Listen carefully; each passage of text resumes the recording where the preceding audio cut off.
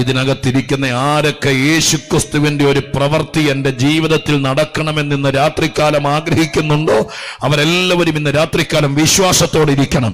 ഇപ്പോൾ നമ്മൾ പ്രാർത്ഥിച്ചതുപോലെ ഈ പരിസരത്ത് എവിടെയെങ്കിലും ഇവിടെ നടക്കുന്നത് ഒരു ഈശ്വര വിശ്വാസത്തിന്റെ പശ്ചാത്തലത്തിൽ ദൈവപ്രവർത്തികൾക്ക് വേണ്ടി വിധേയപ്പെടാൻ ഒരുക്കപ്പെട്ടൊരു വേദിയാണ് ഇതെന്ന് വിശ്വസിക്കുന്ന ആരെങ്കിലും രംഗത്ത് വന്നില്ലെങ്കിലും നീ പരിസരത്ത് വീടുകളിലിരുന്ന് വിശ്വസിച്ച് കേൾക്കുന്നെങ്കിൽ അവരോട് ഞാൻ ആത്മാർത്ഥതയോടെ ഓർപ്പിക്കാം, കർത്താവ് ഇവിടെ വന്നിട്ടുണ്ട്. കണ്ണുകൊണ്ട് കാണാൻ കഴിയത്തില്ലെങ്കിലും പ്രഭാഷകനല്ല, പ്രവർത്തിക്കുന്നവൻ. ഇന്ന് രാത്രി ഞങ്ങൾ ആരെ പ്രസംഗിക്കുന്നു അവനിവിടെ ചിലർക്ക് വേണ്ടി പ്രവർത്തിക്കാൻ പോകുകയാണ്. സ്വത്രം അവയവങ്ങളുടെ മേൽ, ബുദ്ധിമണ്ഡലത്തിന്റെ മേൽ, ശരീരത്തിന്റെ മേൽ, മാനസിക തലത്തിന്റെ മേൽ, ഇല്ലായ്മകളുടെ മേൽ പ്രവർത്തിപ്പാൻ കഴിവുള്ളവനായ കർത്താവിനെ വിശ്വസിക്കാൻ തയ്യാറായാൽ ഞാൻ നിങ്ങൾക്ക് ഉറപ്പ് തരാം, ഈ യോഗം തീരുന്നതിനേക്കാൾ മുമ്പ് നിങ്ങളിലോ നിങ്ങളുടെ പ്രിയപ്പെട്ടവരിലോ നിങ്ങളുടെ കുഞ്ഞുങ്ങളിലോ സൃഷ്ടാവായ ദൈവം പ്രവർത്തിച്ചിരിക്കും.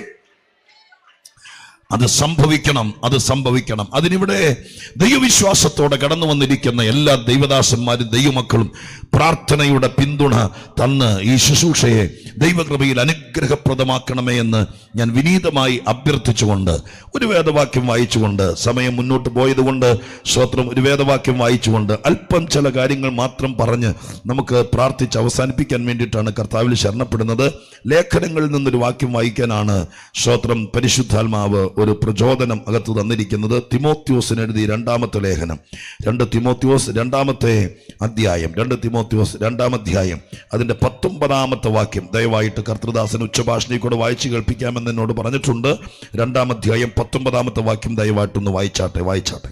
എങ്കിലും ദൈവത്തിന്റെ സ്ഥിരമായ അടിസ്ഥാനം നിലനിൽക്കുന്നു, കർത്താവ് തനിക്കുള്ളവരെ അറിയുന്നു എന്നും കർത്താവിന്റെ നാമം ഉച്ചരിക്കുന്നവൻ എല്ലാം അനീതി വിട്ടകന്നു കൊള്ളട്ടെ എന്നും ആകുന്നു അതിന്റെ മുദ്ര. മതി, സ്തോത്രം. നമ്മളൊരു വലിയ സംഭവത്തിന്റെ ഇടയിൽ നിന്നൊരു വാക്യമാണ് വായിച്ചിരിക്കുന്നത്. അതുകൊണ്ട് ആ സംഭവ പരമ്പര മുഴുവൻ നമുക്ക് ആ ഒരു വാക്യവായനയിൽ നിന്നും മനസ്സിലാകില്ല. അതുകൊണ്ട് വേദപുസ്തകം കയ്യിലുള്ളവർ ഇപ്പോൾ ഇരുന്ന് വായിച്ചുകൊണ്ടിരുന്നു കഴിഞ്ഞാൽ സ്തോത്രം നമുക്ക് ഞാൻ പറയുന്നതും പിടികിട്ടിയല്ല, നിങ്ങൾ വായിക്കുന്നതും പിടികിട്ടിയല്ല. ഒരു വലിയ പാസേജിൽ നിന്ന്, ഒരു വലിയ സംഭവത്തിൻ്റെ പശ്ചാത്തലത്തിൽ നിന്ന് ഒരു തുടക്കം കുറിക്കാൻ വേണ്ടി ഒരു വാക്യം വായിച്ചതാണ്. ഇവിടെ സ്തോത്രം ധന്യനായ പൗലോസ് അപ്പോസ്തലൻ തിമോത്തിയോസിന് ലേഖനം എഴുതുമ്പോൾ അന്ന് ദൈവസഭ അഥവാ വിശ്വാസം, ദൈവത്തെ വിശ്വസിച്ച് ദൈവം പറയുന്നത് കേട്ട് ദൈവത്തിന് വേണ്ടി നിലകൊണ്ട ആളുകൾ അഭിമുഖീകരിച്ചൊരു വലിയ പ്രശ്നം നേരിട്ടു, വലിയൊരു പ്രശ്നം. ആ പ്രശ്നം വളരെ ഗുരുതരമായി പൗലോസിൻ്റെ ചെവിയിലെത്തി. അപ്പം അതിന് അദ്ദേഹം വളരെ ലളിതമായിട്ട് പറഞ്ഞൊരു മറുപടിയാണ് ഇപ്പം നമ്മൾ വായിച്ചു കേട്ട വാക്യം. ദൈവത്തെക്കുറിച്ചാണ് ആ വാക്യം. ദൈവത്തെ എന്ന് പറഞ്ഞാൽ പോരാ, ദൈവത്തിൻ്റെ പോളിസി, ദൈവത്തിൻ്റെ പദ്ധതി, അതിനെക്കുറിച്ചാണ് ആ വാക്യം. അതിന്ന് ഇവിടെ ഒരു പ്രസംഗ വിഷയമായി നിങ്ങളുടെ മധ്യത്തിൽ പറയാൻ പരിശുദ്ധാത്മാവിൻ്റെ ഹൃദയത്തിൽ പ്രേരണ തന്നു. പ്രാർത്ഥിച്ചുകൊണ്ടിരുന്നാൽ അതിൻ്റെ ഉദ്ദേശം ദൈവം ഇവിടെ വെളിപ്പെടുത്താനിടയാകും. ആ പ്രശ്നം ഞാൻ നിങ്ങളോട് പറയാം. സ്തോത്രം. അതറിയണമെങ്കിൽ 14-ാം വാക്യം മുതൽ ശ്രദ്ധിക്കണം. പക്ഷെ അത്ര വായിക്കണ്ട, നിങ്ങൾ ബൈബിളിലേക്കൊന്ന് നോക്കിയാൽ മതി. കേൾക്കുന്നവരെ മറിച്ചു കളയുന്നതിനല്ലാതെ ഒന്നിനും കൊള്ളാത്ത വാഗ്വാദം ചെയ്യാതിരിക്കണമെന്ന് കർത്താവിനെ സാക്ഷിയാക്കി അവരെ ഓർമ്മിപ്പിക്കുക. ഇനി 18-ാം വാക്യം കൂടി ഞാൻ വായിക്കാം. ഹുമനയോസും ഫിലേത്തോസും അവരുടെ കൂട്ടത്തിലുള്ളവരാകുന്നു. അവർ സത്യം വിട്ടുതെറ്റി പുനരുദ്ധാനം കഴിഞ്ഞു എന്ന് പറഞ്ഞ് ചിലരുടെ വിശ്വാസം മറിച്ചു കളയും. 16-ാം വാക്യം 18-ാം വാക്യം വീണ്ടും ഞാൻ ഷോർട്ട് ചെയ്യുകയാണ്, കാരണം സമയത്തെ സേവ് ചെയ്യാൻ വേണ്ടി. 16-ാമത്തെ വാക്യത്തിനകത്ത് പൗലോസ് പറയുന്നു, കേൾക്കുന്നവരെ മറിച്ചു കളയുന്നതല്ലാതെ. ആ വാക്ക് കണ്ടോ? കേൾക്കുന്നവരെ മറിച്ചു കളയുക എന്നൊരു വാക്ക് എന്ന് പറഞ്ഞാൽ എന്താ? സ്തോത്രം. മറിച്ചു കളയുക എന്ന് പറഞ്ഞാൽ നമ്മളൊക്കെ ഒരു ദൈവിക വിശ്വാസത്തിനകത്ത് അടിസ്ഥാനമായി ദൈവത്തിൻ്റെ സന്നിധാനത്തിൽ നിൽക്കുക. അപ്പം ഈ നിൽക്കുന്ന വിശ്വാസത്തെ, ദൈവിക വിശ്വാസത്തെ, സത്യവിശ്വാസത്തെ, ഈശ്വര ചിന്തയെ മറിച്ചു കളയുന്നൊരു ശക്തി 1-ാം നൂറ്റാണ്ട് മുതൽ വ്യാപരിക്കുന്നുണ്ട്. സ്തോത്രം. ഒരുവൻ ദൈവത്തെ വിശ്വസിക്കാൻ ആഗ്രഹിച്ചാൽ, പരമാർത്ഥമായി ജീവിക്കാൻ ആഗ്രഹിച്ചാൽ, സമാധാനത്തോടെ ജീവിക്കാൻ ആഗ്രഹിച്ചാൽ, ദൈവത്തെ അനുസരിക്കാൻ ആഗ്രഹിച്ചാൽ ദൈവത്തെ അംഗീകരിച്ചാൽ, ദൈവത്തെ സ്നേഹിക്കാൻ തീരുമാനിച്ചാൽ, ഈ കാര്യങ്ങളൊക്കെ മനസ്സിലാക്കി ജീവിക്കാൻ ആഗ്രഹിച്ചാൽ അങ്ങ് ലളിതമായിട്ട് പോകുമെന്നല്ല. അങ്ങനെ തീരുമാനിക്കുന്നവരുടെ, അവരെയും അവരുടെ വിശ്വാസത്തെയും മറിക്കുന്ന ചിലരുണ്ടെന്ന് ഇതിനകത്ത് എഴുതിയിരിക്കുകയാണ്. സ്തോത്രം. രണ്ടുപേരുടെ പേര് 18-ാം വാക്യത്തിൽ വായിച്ചു. രണ്ടുപേരുടെ പേര് അവിടെ പറയുന്നു, ഹുമനയോസും ഫിലേത്തോസും അവരുടെ കൂട്ടത്തിലുള്ളവരാകുന്നു. അവര് സത്യം വിട്ട് തെറ്റിയിട്ട് പുനരുത്ഥാനം കഴിഞ്ഞു എന്ന് പറഞ്ഞ് ചിലരുടെ വിശ്വാസം മറിച്ചു കളയുന്നു. സ്തോത്രം. അപ്പൊ അവര് ചെയ്തുകൊണ്ടിരിക്കുകയാണ്. ഒരു ഭാഗത്ത് നിന്ന് ഞാൻ ഇങ്ങനെ പറയാം, സ്തോത്രം, ദൈവസഭ അല്ലെങ്കിൽ ദൈവവിശ്വാസമുള്ളവർ, പൗലോസിനെ പോലെ ആളുകളെ സ്നേഹിക്കുന്ന, ദൈവമേൽപ്പിച്ച ശുശ്രൂഷ ചെയ്യുന്ന ആളുകൾ, അവര് പൊളിഞ്ഞു കിടക്കുന്ന, തകർന്നു കിടക്കുന്ന ആളുകളെ പണിതു വരികയാണ്. പൗലോസിന്റെ ഭാഷ തന്നെ അതാണ്. മറ്റൊരു ലേഖനത്തിൽ അദ്ദേഹം പറയുന്നുണ്ട്, ഇടിച്ചു കളയാനല്ല പണിയാനാണ് കർത്താവ് ഞങ്ങളോട് പറഞ്ഞിരിക്കുന്നത്. സ്തോത്രം. ഈ വാക്കുകൾ നിങ്ങളൊന്ന് പരിചയപ്പെട്ടിരിക്കണം. എന്റെ പ്രസംഗം നിങ്ങൾക്ക് പിടികിട്ടണമെങ്കിൽ രണ്ട് കാര്യങ്ങൾ ഈ ലോകത്തിൽ നടക്കുന്നുണ്ട്. നമ്മൾ വിശ്വസിച്ചാലും ഇല്ലെങ്കിലും. ഒന്ന്, ഒരുപക്ഷെ ജീവിതത്തിൽ തകർന്നു പോയ മനുഷ്യനെ അതുപോലെ തന്നെ നശിപ്പിച്ചു കളയാതെ ഈ ആയുസ്സിന്റെ മധ്യത്തിൽ പണിയാൻ എന്ന് പറഞ്ഞാൽ ഒരു വീട് പണിത് കൊടുക്കുകയല്ല, മനസ്സിടിഞ്ഞു പോയ, ജീവിതം പൊളിഞ്ഞു പോയ, നിരാശ വന്നു കയറി, ആത്മഹത്യക്ക് വേണ്ടി പലവട്ടം മനസ്സിൽ കയറി അങ്ങനെ തകർന്നിരിക്കുന്നവരെ ഇവിടെ വെച്ച് മനസ്സ് പണിത്, ജീവിതം പണിത് ഉറപ്പിച്ചു കൊണ്ടുവരുവാൻ സ്വർഗസ്ഥനായ ദൈവം തെരഞ്ഞെടുത്ത ചിലര് ഇന്നും ഈ ആധുനിക ലോകത്തിലും ഇന്നും ഇവിടെയുണ്ട്. പണിയപ്പെടുന്ന ആളുകൾ. ഇത് ഞാൻ പറഞ്ഞുകൊണ്ടിരിക്കുമ്പോൾ എന്നെ കേൾക്കുന്ന പ്രിയപ്പെട്ടവരെ, നിങ്ങൾക്ക് എന്റെ ഭാഷ മനസ്സിലാകുന്നെങ്കിൽ നിങ്ങൾ ദൈവത്തോട് പ്രാർത്ഥിക്കുക, ദൈവമേ, ഞാൻ സ്തോത്രം ജീവിതത്തിൽ ഒരു പൊളിഞ്ഞ മനുഷ്യനാണ്, എന്ത് ചെയ്യണമെന്നറിയാത്ത നിലവാരത്തിൽ നിൽക്കുന്ന ഒരാളാണ്, ഞങ്ങളുടെ ജീവിതത്തിനകത്ത് ഒരുപാട് തകർച്ചകളുണ്ട്, അർത്ഥശൂന്യത എന്നെ വല്ലാതെ ഭാരപ്പെടുത്തുന്നുണ്ട്. പക്ഷെ ഇന്ന് രാത്രികാലം ഞാൻ നിങ്ങളോട് പറയാം, വിശ്വസിച്ചായിരിക്കുന്നതെങ്കിൽ നിങ്ങളെ പണിയാൻ ദൈവം അവിടെ കൊണ്ടുവന്നിരിക്കുകയാണ്. ഈ മുറ്റത്ത് പന്തല് കെട്ടിയത് കാര്യം യേശുക്രിസ്തുവിനെ പ്രസംഗിക്കുന്നൊക്കെ പറഞ്ഞു. അതുകൊണ്ട് എന്ത് ഗുണമെന്ന് ആർക്കെങ്കിലും തോന്നിയാൽ അവർക്കൊരു മറുപടി ഞാൻ തരാം. യേശുവിനെ പ്രസംഗിക്കുന്നിടത്ത് ഒരു പണി നടക്കുന്നുണ്ട്. ചാന്തും കുമ്മായം ചേർത്തല്ല പണിയുന്നത്. പിന്നെയോ പരിശുദ്ധനായ ദൈവം തകർന്നുപോയ കുടുംബങ്ങളെ, ഉടഞ്ഞുപോയ മനുഷ്യരെ, ഇനി ജീവിച്ചിട്ട് അർത്ഥമില്ലെന്ന് വിചാരിച്ചവരെ, എനിക്ക് ഗതികേട് സംഭവിച്ചല്ലോ എന്നോർത്ത് നിരാശപ്പെട്ടവരെ പണിയുന്ന സ്ഥലമാണ് സുവിശേഷം പ്രസംഗിക്കുന്ന സ്ഥലം.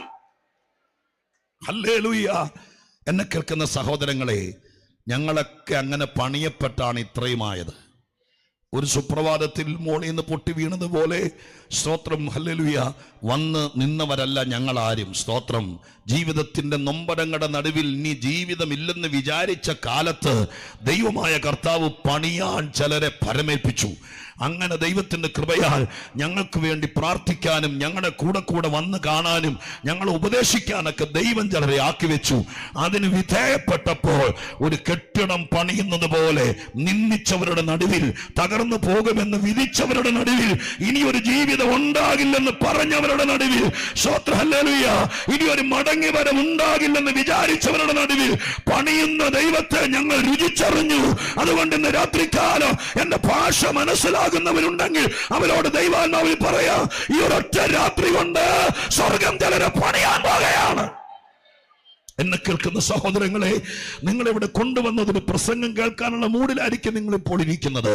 ഒരുപക്ഷെ സ്തോത്രം ഇങ്ങോട്ട് നിങ്ങൾ ശ്രദ്ധിക്കുന്നത് എന്താ നടക്കുന്നത് എന്ന് അറിയാനുള്ള ആഗ്രഹത്തിലായിരിക്കും. പക്ഷെ എൻ്റെ ഉള്ളത്തിന്റെ ഉള്ളിൽ ദൈവം തന്ന പ്രകാശനം ഞാൻ പറയാം. ഈ പന്തലിന് കീഴെ വന്നവരും ഇതിന്റെ പരിസരത്ത് ശ്രദ്ധിക്കുന്നവരും സർവേശ്വരനായ, സച്ചിദാനന്ദനായ, സർവകൃപാലുമായ, അഖിലാണ്ട സൃഷ്ടാവായ മഹാദൈവത്തെ ഉയർത്തുമ്പോൾ അതിന് വിധേയപ്പെടാൻ തയ്യാറായ നിന്റെ ജീവിതത്തെ പണിതെടുക്കാൻ, നിന്റെ ശരീരത്തെ പണിതെടുക്കാൻ കർത്താവിന്റെ വചനത്തിനും ദൈവത്തിന്റെ കൃപയ്ക്കും കഴിയുമെന്ന് ഞാൻ ഉറക്കെ പറയുമ്പോൾ, അതിന് വിധേയപ്പെട്ട ദൈവമക്കൾ എന്ന രാത്രി എത്രത്തോളം ഈ വഴിയോരത്ത് ദൈവത്തിന് മഹത്വം കൊടുക്കാമോ അത്രയും ദൈവത്തിന് മഹത്വം കൊടുക്കാം.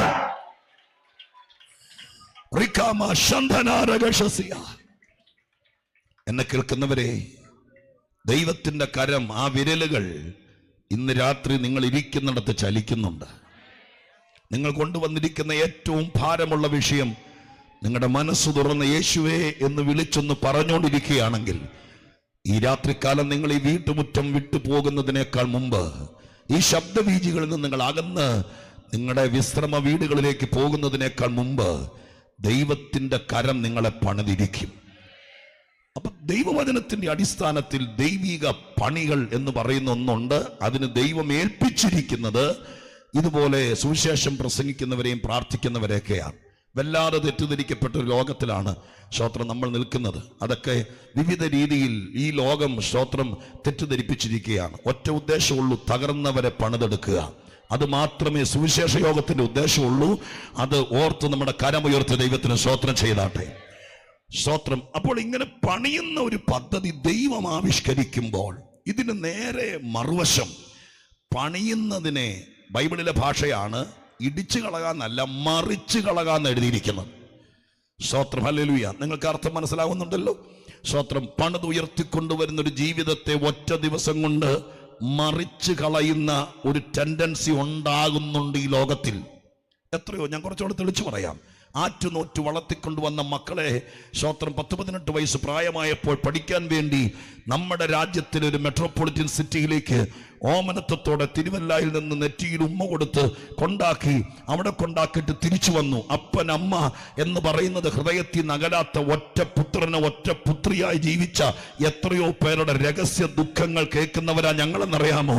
സ്തോത്രം. ചെന്നിടത്ത് ആ പാപം കൊച്ചിനെ മറിക്കാൻ സാത്താൻ വല വിരിച്ചിരുന്നു. ഇന്ന് ലോകത്തിൽ കാണുന്ന പറയാൻ കൊള്ളാവുന്നതും കൊള്ളരുതാത്തതുമായിരിക്കുന്ന പല വസ്തുതകൾ കൊണ്ട് ഞങ്ങളുടെ ഭാഷയിൽ പറഞ്ഞാൽ നിഷ്കളങ്കനും പരമാർത്ഥിയുമായ കുഞ്ഞിനെ ഈ വക ലോകമോഹങ്ങൾ കൊടുത്ത് മറിക്കുന്നൊരു ലോകത്തിലാണ് നമ്മൾ ജീവിച്ചിരിക്കുന്നത്.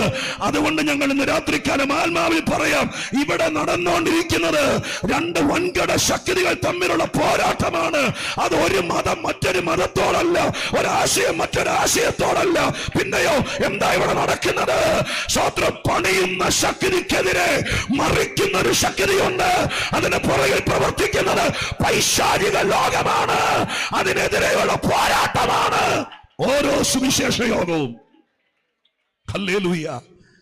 ഇന്ന് രാത്രികാലം നിങ്ങളുടെ ഹൃദയത്തിനകത്ത് ബോധം വരുന്നെങ്കിൽ വരട്ടെ എന്ന് പ്രാർത്ഥിച്ചുകൊണ്ട് ഞാൻ ആ വാക്കൊന്നോടെ പറയാം. സ്തോത്രം. ഹല്ലേലൂയ. നിങ്ങൾ മനസാക്ഷി തടം വെച്ചിട്ടില്ലെങ്കിൽ, നിങ്ങളുടെ തലച്ചോറ് പണയം വെച്ചിട്ടില്ലെങ്കിൽ, ഞാൻ ഈ പറയുന്ന കാര്യങ്ങൾ എന്നെ കേൾക്കുന്നവർ ശ്രദ്ധിക്കണം. സ്തോത്രം. ഹല്ലേലൂയ. സത്യസുവിശേഷത്തിന്റെ പ്രഭാഷകരും സത്യദൈവത്തെ പ്രസംഗിക്കുന്നവരും ഒരിടത്ത് പോലും ഒരു കുടുംബത്തെ ഇടിക്കാനോ ഒരുവന്റെ നന്മയെ തകർക്കാനോ അവനെ വഞ്ചിക്കാനോ വശീകരിക്കാനോ സ്തോത്രം ഒരിക്കലും ദൈവമേൽപ്പിച്ചവരിടയാക്കിയിട്ടില്ല. ഞങ്ങളുടെ കൂടെ വരുവാണെങ്കിൽ 1000 സാക്ഷികളെ തരാം. ഞാൻ ഈ പന്തലിൽ നിന്ന് വേണമെങ്കിൽ ഉയർത്തി കാണിക്കാം. സ്തോത്രം. പ്രാർത്ഥിക്കാൻ തുടങ്ങിയതിന് ശേഷം ഞങ്ങൾ പണിയപ്പെടാൻ തുടങ്ങി. നേരെ നിൽക്കത്തില്ലെന്ന് വിചാരിച്ച പല വിഷയങ്ങളുമേ ദൈവം ഞങ്ങളെ നേരെ നിർത്തി. ഇനി 10 രൂപ പണിയെടുത്ത് കൈകൊണ്ട് വാങ്ങിക്കാൻ കഴിയില്ലെന്ന് സ്തോത്രം വൈദ്യശാസ്ത്രം വിധി എഴുതിയത് പോലും പരിശുദ്ധാത്മാവിന്റെ ശക്തിയാലും ദൈവത്തിന്റെ വചനത്തിന്റെ കൃപയാലും പണിതെടുത്തവർ ഞങ്ങളുടെ മധ്യമുണ്ട്. ഞങ്ങൾ ആരെയും ഇടിച്ചിട്ടില്ല, ഞങ്ങൾ ആരെയും വഞ്ചിച്ചിട്ടില്ല, ഞങ്ങൾ ആരെയും തകർത്തിട്ടില്ല. ഞങ്ങളുടെ ദൈവം ഞങ്ങൾ ഉയർത്തി കാണിച്ച കർത്താവാണ്. അവൻ തന്റെ ജീവൻ തന്ന് ഈ ലോകത്തെ സ്നേഹിച്ചിട്ടേ ഉള്ളൂ.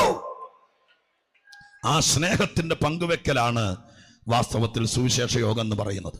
മറിച്ച് നിങ്ങൾ ഇൻഡിപെൻഡന്റ് ആയി ചിന്തിക്കുന്നവരാണെങ്കിൽ ചിന്തിക്കണം. സ്തോത്രം. ഈ ലോകത്തിന്റെ മോഹങ്ങളിലേക്ക് വശീകരിച്ച് നൊന്തുപറ്റി വളർത്തിക്കൊണ്ട് വന്നതിനെ മോഹന വാഗ്ദാനങ്ങൾ കൊടുത്തും മറ്റിതര നിലവാരത്തിൽ സ്നേഹം നടിച്ചും വശീകരിച്ചും മാതാപിതാക്കൾക്ക് ദുഃഖപുത്രരും സങ്കടമുള്ളവരും മറ്റിതര നിലവാരത്തിൽ തകർത്ത് കൊണ്ടുപോകുന്ന മറ്റൊരു ശക്തി ഈ ലോകത്തിലുണ്ട്. നിഷേധിക്കാൻ കഴിയില്ല. സ്തോത്ര. ആ കാര്യത്തിൽ തർക്കമുണ്ടെങ്കിൽ ഈ യോഗം തീർന്നതിന് ശേഷം നമുക്ക് മുഖാമുഖം ആ വിഷയം സംസാരിക്കാം. ഈ ലോകത്തിൽ 2 ഇടപാടുകൾ നടക്കുന്നു. ഒന്ന് മറിപ്പ് നടക്കുന്നു, 2 പണികൾ നടക്കുന്നു. സ്തോത്രം. ഇന്ന് രാത്രികാലം ഞങ്ങളുടെ ആഗ്രഹം, ഇവിടെ വന്നവരും ഞങ്ങളെ കേൾക്കുന്നവരും, ഞങ്ങൾക്ക് കയ്യിലൊന്നുമില്ല, പക്ഷേ ഞങ്ങളുടെ ദൈവം മനുഷ്യനെ പണിയുന്നവനാണ്. അവൻ ഇന്ന് രാത്രി നിങ്ങളെയും നിങ്ങളുടെ കുഞ്ഞുങ്ങളെയും നിങ്ങൾ ഭാരപ്പെടുന്ന വിഷയങ്ങളെയും പണിത് തരട്ടെ എന്ന് പ്രാർത്ഥിക്കുകയാണ്. പ്രാർത്ഥിക്കുകയാണ്. ഹല്ലേലൂയ. ഒരല്പം കൂടി ഞാൻ സമയം പോകുന്നെങ്കിലും ആ വിഷയത്തെ സ്തോത്രം വിശദീകരിക്കാം. അനേക വാക്യങ്ങൾ ഈ മറിപ്പിനെ കുറിച്ച് വേദപുസ്തകത്തിൽ എഴുതിയിട്ടുണ്ടെങ്കിലും ഞാൻ സ്തോത്രം ഒന്നോ രണ്ടെണ്ണോ മാത്രം ഞാൻ നിങ്ങളെ ശ്രദ്ധയിൽപ്പെടുത്താൻ ആഗ്രഹിക്കാം. എന്തുകൊണ്ടാണ് ഈ മറിപ്പെന്ന് പറയുന്നത്? കള്ളും കഞ്ചാവും ചാരായും ചരസും മാത്രമല്ല, സ്തോത്രം മറ്റു പലതുകൊണ്ടും ഈ ലോകത്തിൽ മറിക്കുന്നതുണ്ട്. അത് പറയുന്നത് ഒരുപക്ഷെ ഞാനത് സമയം പോയതുകൊണ്ട് പാസ്റ്റർക്ക് എഴുതി കൊടുത്തെങ്കിലും വായിക്കണ്ട, അടുത്ത പ്രധാന വിഷയത്തിലേക്ക് പ്രവേശിക്കാമെന്ന് വിചാരിച്ചെങ്കിൽ എൻ്റെ മനസ്സ് പറയുന്നു സ്തോത്രം ഇന്ന് രാത്രി ആർക്കോ അത് പ്രയോജനപ്പെടുമെന്ന്. ഇതൊരു പരിശുദ്ധാത്മാവിൻ്റെ സാന്നിധ്യത്തിലാണല്ലോ ഞാൻ നിൽക്കുന്നത്. അതുകൊണ്ട് നിങ്ങൾക്കാർക്കെങ്കിലും ആ ഒരു വാക്കുകൊണ്ടോ വാക്യം കൊണ്ടോ ഒരു വിടുതൽ വരുമെങ്കിൽ അതില്ലാതെയായി പോകല്ലേ എന്നോർത്തുകൊണ്ട് ഒരു 5 മിനിറ്റോടെ ഒരുപക്ഷെ മുന്നോട്ട് പോയാലും ക്ഷമയോടിരിക്കുക. തീ വായിക്കുന്ന വാക്യത്തിനകത്ത് നിന്ന് ഒന്നോ രണ്ടോ വാക്യത്തിനകത്ത് നിന്ന് ആ കാര്യത്തിൻ്റെ വിശദീകരണം ഞാൻ ബൈബിളിൽ നിന്ന് വായിച്ച് കേൾപ്പിക്കാം. സംഖ്യാപുസ്തകത്തിൽ ഒരു വാക്യമുണ്ട്. സംഖ്യാപുസ്തകം 23-ാം അധ്യായം 20-ാമത്തെ വാക്യത്തിനകത്ത് സ്തോത്രം ഒരു മനുഷ്യൻ മറ്റൊരു കൂട്ടരെ കുറിച്ച് പറയുന്ന ഒരു വാക്യമാണ്. വായിച്ചാട്ടെ, 23:20 വായിച്ചേ. അനുഗ്രഹിപ്പാൻ എനിക്ക് കൽപ്പന ലഭിച്ചിരിക്കുന്നു, അവൻ അനുഗ്രഹിച്ചിരിക്കുന്നു. ആ വാക്ക് കേട്ടോ, എനിക്കത് റായല്ല, റാക്ക് വള്ളിയുണ്ട്, മറിച്ചുകൂടാ. എനിക്കത് മറിച്ചുകൂടാ. ഞാൻ പറഞ്ഞല്ലോ, ഇടയ്ക്കിടയ്ക്ക് വായിക്കുമ്പോൾ സ്തോത്രം നമുക്ക് പെട്ടെന്ന് പിടികിട്ടിയില്ല. തിടുക്കമുള്ളത് കൊണ്ട് ഞങ്ങൾക്ക് അത് ചെയ്യാൻ പറ്റുള്ളൂ. ഇനി ഈ കാര്യത്തെക്കുറിച്ച് ഇന്ന് രാത്രി ഞങ്ങൾ കേൾക്കുന്നത് കൊണ്ട് അതീവ താല്പര്യം ആർക്കെങ്കിലും ഉണ്ടാകുകയാണെങ്കിൽ നിങ്ങളുടെ വീട്ടിൽ വന്നിരുന്ന ഈ അധ്യായങ്ങളൊക്കെ മുഴുവൻ വായിച്ചു തന്ന് കഴിയുന്നിടത്തോളം നിങ്ങളെ പറഞ്ഞ് മനസ്സിലാക്കാൻ ഞങ്ങൾ പലരും പ്രതിജ്ഞാബദ്ധരാണ്. അതിന് സ്തോത്രം പുറകാലി ഒന്ന് വിളിച്ചാൽ മതി. പക്ഷേ സമയപരിമിതി ഉള്ളതുകൊണ്ട് ഇടയ്ക്കുന്ന വാക്ക് വായിച്ചു. അവിടെ എഴുതിയിരിക്കുന്നത് ഇങ്ങനെയാണ്: അന്നത്തെ കാലത്ത് നേരെ ചൊവ്വയല്ല, ആഭിചാരം, ക്ഷുദ്രം മുതലായ സ്തോത്രം പുരാതന കാലം മുതൽ മനുഷ്യവർഗത്തിനെതിരെ പൈശാചിക ശക്തികളെ കൂട്ടുപിടിച്ച് നേരാം വണ്ണം ജീവിക്കുന്നവരെ ഉന്മൂലനം ചെയ്ത് കളയാൻ വേണ്ടി അതിനുവേണ്ടി വ്യാപരിക്കുന്ന ഒരു നെഗറ്റീവ് ശക്തിയാണ് പൈശാചിക ശക്തി. സ്തോത്രം അതിനെ കൂട്ടുപിടിച്ച് ആവഹിച്ചാൽ പല കാര്യങ്ങളും സംഭവിപ്പിക്കാം. മനുഷ്യകുലത്തിലും കുടുംബത്തിലും എന്ന് തെളിയിക്കപ്പെട്ട അനേക സംഭവങ്ങളുണ്ട്. അത് ബൈബിളും അംഗീകരിക്കുന്നുണ്ട്. അതിന് സ്തോത്രം വളരെ വിദഗ്ധനായ എന്ന് പറയാം ബിലയാം എന്ന് പറയുന്നൊരു മനുഷ്യൻ, ദൈവമക്കൾക്കറിയായിരിക്കാം, അതൊരു നല്ല മനുഷ്യനല്ല. സ്തോത്രം ഹല്ലേലൂയ. അയാളെ പ്രശ്നക്കാരൻ എന്നാണ് ബൈബിളിൽ അദ്ദേഹത്തെ അഡ്രസ്സ് ചെയ്തിരിക്കുന്നത്. പ്രശ്നക്കാരൻ എന്ന് പറഞ്ഞാൽ സഭയെ കിടന്ന് വഴക്കുണ്ടാക്കുന്നവൻ, വീട്ടിൽ ഒച്ച ഉണ്ടാക്കുന്നവനല്ല. സ്തോത്രം പ്രശ്നം വെക്കുന്നവൻ, കൈനോട്ടക്കാരൻ എന്നൊക്കെ പറയുന്ന ഗണമുണ്ടല്ലോ, ആ പറഞ്ഞ പ്രശ്നക്കാരനാണ്. അപ്പൊ ആ കക്ഷിയെ നിങ്ങൾക്ക് മനസ്സിലായല്ലോ, പ്രശ്നക്കാരൻ. ആ മനുഷ്യൻ സ്തോത്രം അദ്ദേഹത്തെ ഒരു രാജാവ് കച്ചകെട്ടി സ്തോത്രം കൂലിക്ക് വാങ്ങിയിരിക്കുകയാണ്. എന്തിനെന്നറിയാമോ? ദൈവത്തിന്റെ ജനമെന്നറിയപ്പെടുന്ന സ്തോത്രം സമാധാന പൂർണ്ണതയോടെ ജീവിക്കാൻ വേണ്ടി സ്വർഗസ്ഥനായ ദൈവം അടിമത്തത്തിൽ കിടന്നവരെ പണിത് കൊണ്ടുവരിക. എൻ്റെ വാക്കുകൾ ഞാൻ ഇടക്കിടയ്ക്ക് പറയാം. സ്തോത്രം ഒരിക്കൽ പോലും ഉയരാൻ സമ്മതിക്കാത്ത ഇന്നത്തെ ഈജിപ്തിൽ നൂറ്റാണ്ടുകളോളം ബന്ധിക്കപ്പെട്ട് കിടന്ന ആളുകളെ മോശ എന്ന് പറയുന്ന ഒരാളെ, ഇവരൊക്കെ ചരിത്ര പുരുഷന്മാരാണ്. ബാലരമയിലെ കുട്ടൂസനും ഡാഗനിയും പോലത്തെ കഥാപാത്രങ്ങളല്ല. അന്വേഷിച്ചാൽ കണ്ടെത്താവുന്ന ചരിത്രത്തിലെ നെടുനായകത്വം വഹിച്ച ചരിത്ര നായകന്മാരാണ് ഞാൻ ഈ പറയുന്ന മോശയൊക്കെ. സ്തോത്രം ഹല്ലേലൂയ. മോശയുടെ നേതൃത്വത്തിൽ ദൈവമായ കർത്താവ് നൂറ്റാണ്ടുകളോളം തലമുറയായി അടിയാളന്മാരെ പോലെ അടിയറ വെച്ച് ജീവിക്കാൻ യാതൊരു സ്വാതന്ത്ര്യമില്ലാതെ കിരാതന്മാരുടെ കാൽക്കീഴെ ചതഞ്ഞരഞ്ഞ് അവർക്ക് വേണ്ടി പണിയെടുക്കാൻ മാത്രം വിധിക്കപ്പെട്ട ഒരു സമൂഹമായി കടന്നവരെ മഹാദൈവത്തിന് കരുണ തോന്നിയിട്ട് ഒരു മനുഷ്യനെ വിട്ടവരെ വിടുവിച്ചുകൊണ്ട് വരികയാണ്. ഇന്ന് രാത്രി ഞാനത് പറയുമ്പോൾ നിങ്ങളെ ഓർപ്പിക്കാം. നിങ്ങൾ ഇന്ന് രാത്രി മനസ്സ് വെച്ചാൽ നിങ്ങൾ എത്ര വലിയ ബന്ധൗസിലാണെങ്കിലും എത്ര വലിയ തടങ്കലിലാണെങ്കിലും അതിനകത്തിറങ്ങി നിങ്ങളെ രക്ഷിപ്പാൻ കഴിവുള്ള ദൈവമാണ് ഞങ്ങൾ ആരാധിക്കുന്ന മഹാദൈവമെന്ന് ഇന്ന് രാത്രി ഞാൻ ഉറക്കെ പറയുമ്പോൾ അത് അനുഭവിക്കുന്ന ദൈവമക്കൾ പിന്നെയും ദൈവത്തിന് നന്ദിയോടെ സ്തോത്രം ചെയ്താട്ടെ. ഹല്ലേലൂയ. അവരെ വിടുവിച്ചുകൊണ്ട് വരികയാ. അവര് സ്തോത്ര ഹല്ലേലൂയ ശ്വാസം നേരെ വിട്ടത് അവർ ഈ മിസ്രൈമിൽ നിന്ന് ഇറങ്ങി തിരിച്ചതിന് ശേഷമാണ്. അവരുടെ കുറ്റവും കുറവൊന്നും ഞാൻ സ്തോത്രം ഇവിടെ പറയാൻ ആഗ്രഹിക്കുന്നില്ല. അങ്ങനെ അവർ സമാധാനത്തോടെ സ്തോത്രം ഹല്ലേലൂയ അടിമത്തത്തിൽ നിന്ന് ഇറങ്ങി മരുഭൂമിയിലൂടെ, അന്ന് വാഹന സൗകര്യങ്ങളില്ലല്ലോ, നിങ്ങൾക്ക് മനസ്സിലാകുന്ന ഒരു ഭാഷയിൽ പറയുക, യാത്ര ചെയ്യുകയാണ്. ഒരു മേഘത്തിൻ്റെ മേക്കട്ടി അവർക്ക് കൊടുത്തു. അതുകൊണ്ട് കൊടും ചൂടില്ല, അവർക്ക് അത്രയും പ്രശ്നങ്ങളില്ല. സ്തോത്രം രാത്രി അവർക്ക് ഒരു അഗ്നിസ്തംഭം കൊടുത്തു കഴിക്കാൻ വേണ്ടി. എല്ലാ ദിവസവും നേരം വെളുക്കുമ്പോൾ ഇതുപോലെ മുറ്റത്ത് മന്ന എന്ന് പറയുന്നൊരു വസ്തു സ്വർഗത്തിൽ വെള്ളത്തിന് ദൈവം കൊടുത്തു, പാറയിലെ വെള്ളം കൊടുത്തു. അങ്ങനെ സമാധാനത്തോടെ അവർ നൂറ്റാണ്ടുകൾ കഷ്ടം സഹിച്ചവർ ജീവിച്ചു പോകാൻ വേണ്ടിയിട്ട് അവരെ ഒരു പ്രത്യേക ലക്ഷ്യത്തേക്ക് ദൈവം കൊണ്ടുപോവുകയാണ്. ഞാൻ പറഞ്ഞല്ലോ, സ്തോത്രം, പണിയുന്നൊരു ദൈവം ഉണ്ടെങ്കിൽ അതിൻ്റെ പുറകിൽ സൂക്ഷിച്ചില്ലെങ്കിൽ മറിക്കുന്നവനുണ്ട്. ഹല്ലേലൂയ. അപ്പൊ ഇവര് പോകുന്ന വഴിക്ക് ഒരു രാജാവിന് ചുമ്മാ ഒരു കുത്സുകത തോന്നി, ഇവരെ മുമ്പോട്ട് വിടരുത് എന്ന് തോന്നി. അതിന് അദ്ദേഹത്തിന്റെ രാജ്യത്വമോ സൈന്യമോ ഒന്നും മതിയാകത്തില്ല എന്ന് തോന്നിയപ്പോൾ ഈ പ്രശ്നക്കാരനായിരിക്കുന്ന ആഭിചാരകനെ കൂട്ടുവിളിച്ചു. അദ്ദേഹം ഹല്ലേലൂയ, അദ്ദേഹം ഇവരെ ലക്ഷ്യം വെച്ചുകൊണ്ട് 4 ആവർത്തിയാണ് ഇവർ പാളയമടിച്ച് തമ്പടിച്ച് കിടന്ന സ്ഥലത്തെത്തിയത്. 4 പ്രാവശ്യം വന്നിട്ടും തോറ്റു. അഥവാ ദൈവമായ കർത്താവ് പണിത് കൊണ്ടുവരുന്ന, ഞാൻ ഈ പറഞ്ഞതുപോലത്തെ ഒരു ദൈവ സാന്നിധ്യത്തിന്റെ മറവിൽ ജീവിച്ചു പോരുന്ന അവരെ, ആ വാക്ക് കേട്ടോ, ഈ മനുഷ്യൻ കൊടുത്ത റിപ്പോർട്ടാണ്, അവരെ മറിക്കാൻ ഈ മനുഷ്യനെ കൊണ്ട് കഴിയില്ലെന്ന്. ഞാൻ 2 വശം പറയാം. അപ്പൊ ഇവരിൽ ഉദ്ദേശിച്ച് വന്നത് ഈ ആഭിചാരം കൊണ്ടും ക്ഷുദ്രം കൊണ്ടും ഇവരെ മറിക്കാമെന്നാണ് വിചാരിച്ചത്. ഞാനൊരു കാര്യം പറയാം, ദൈവത്തിന്റെ ഈ പറയപ്പെടുന്ന ദൈവത്തിന്റെ വ്യവസ്ഥക്കകത്ത് അല്ലെങ്കിൽ മറിയാൻ സാധ്യതയുണ്ട്. ഇവരെ മറിക്കാൻ നോക്കിയിട്ട് മറിയാതിരുന്നത് ഇവരാ ദൈവ സാന്നിധ്യത്തിന്റെ അകത്തായിരുന്നു. എന്നെ കേൾക്കുന്ന പ്രിയപ്പെട്ടവരെ, എങ്ങനെ മറിക്കാമെന്ന് ചോദിച്ചാൽ ഞാൻ ആദ്യത്തെ മറുപടി പറയാം. അന്ധകാര ശക്തിയെ കൂട്ടുപിടിച്ച് സമാധാനത്തോടെ ജീവിക്കുന്ന, സ്വസ്ഥതയോടെ ജീവിക്കുന്ന, സന്തോഷത്തോടെ പോകേണ്ട ചിലരെ ഏതെങ്കിലും രോഗങ്ങൾ, ഏതെങ്കിലും കഷ്ടങ്ങൾ, ഏതെങ്കിലും നിരാശകൾ ഇതിട്ടുകൊണ്ട് മറിക്കാൻ പറ്റും. ആ മറിവിൽ മറിഞ്ഞുപോയ അനേകരുടെ സങ്കടങ്ങൾ ഞങ്ങൾ കണ്ടിട്ടുണ്ട്. എന്നാൽ ഈ വീട്ടുമുറ്റത്ത് യോഗം നടക്കുമ്പോൾ ഞങ്ങൾ ആത്മാവിൽ പറയുന്നു, ഇത് കേൾക്കുന്ന ഒരുത്തനെയും ഈ ദുഷ്ടശക്തിക്ക് മറിക്കാൻ കഴിയാതെ പോകട്ടെ. ഹല്ലേലൂയ. ഇന്ന് രാത്രികാലം ഇതൊരു മറിപ്പാണ്. സ്തോത്രം. പക്ഷേ സർവശക്തനായ ദൈവത്തിൻ്റെ കൃപയുടെ തണലിൽ നിൽക്കുന്നവരെ മറിക്കാൻ കഴിയത്തില്ല. അപ്പം മറിക്കണമെങ്കിൽ ഈ വക ശക്തികൾ എന്ന് പറഞ്ഞാൽ ബലയാമെന്ന് പറയുന്നൊരു മനുഷ്യൻ, സ്തോത്രം, അയാൾ പാനും ഷർട്ട് ഇട്ടും കൊണ്ട് വന്നാൽ മറിയല്ല. അയാൾ സേവിക്കുന്ന ചില ശക്തികളുണ്ട്. സ്തോത്രം. തിരുവല്ലക്കാരോടും വള്ളംകുളംകാരോടും ഇവിടെ വന്നിരിക്കുന്നവരോടും പറഞ്ഞാൽ മനസ്സിലാകും. സേവ എന്നൊക്കെ പറഞ്ഞാൽ, സ്തോത്രം, ചില രഹസ്യ ശക്തികളാണ് രംഗത്ത് വരാത്തത്. ആ ശക്തികളെ ആവഹിച്ച് അതിനെ സേവിച്ച് അതിനെ കൊണ്ടാണ് ഈ മറിപ്പുകൾ നടത്തുന്നത്. സ്തോത്രം. അങ്ങനെ ഒരാശങ്ക അതുള്ളതാണ്, സംഭവിക്കാം. പക്ഷെ അതിൽ നിന്നൊരു വിടുതൽ കിട്ടണമെങ്കിൽ അതിന് ഒരേ ഒരു മാർഗമുള്ളൂ. സത്യദൈവം ആരാന്ന് തിരിച്ചറിയുക, എന്റെ സൃഷ്ടാവ് ആരാന്ന് തിരിച്ചറിയുക, എന്റെ മേൽ ഉത്തരവാദിത്വം എടുക്കാൻ കഴിവുള്ള ദൈവം ആരാന്ന് തിരിച്ചറിയുക. ആ ദൈവത്തെ കുറിച്ചുള്ള തിരിച്ചറിവാണ് ഈ വിഷയത്തിൽ നിനക്ക് നേരെ നിൽക്കാൻ പറ്റുള്ളൂ.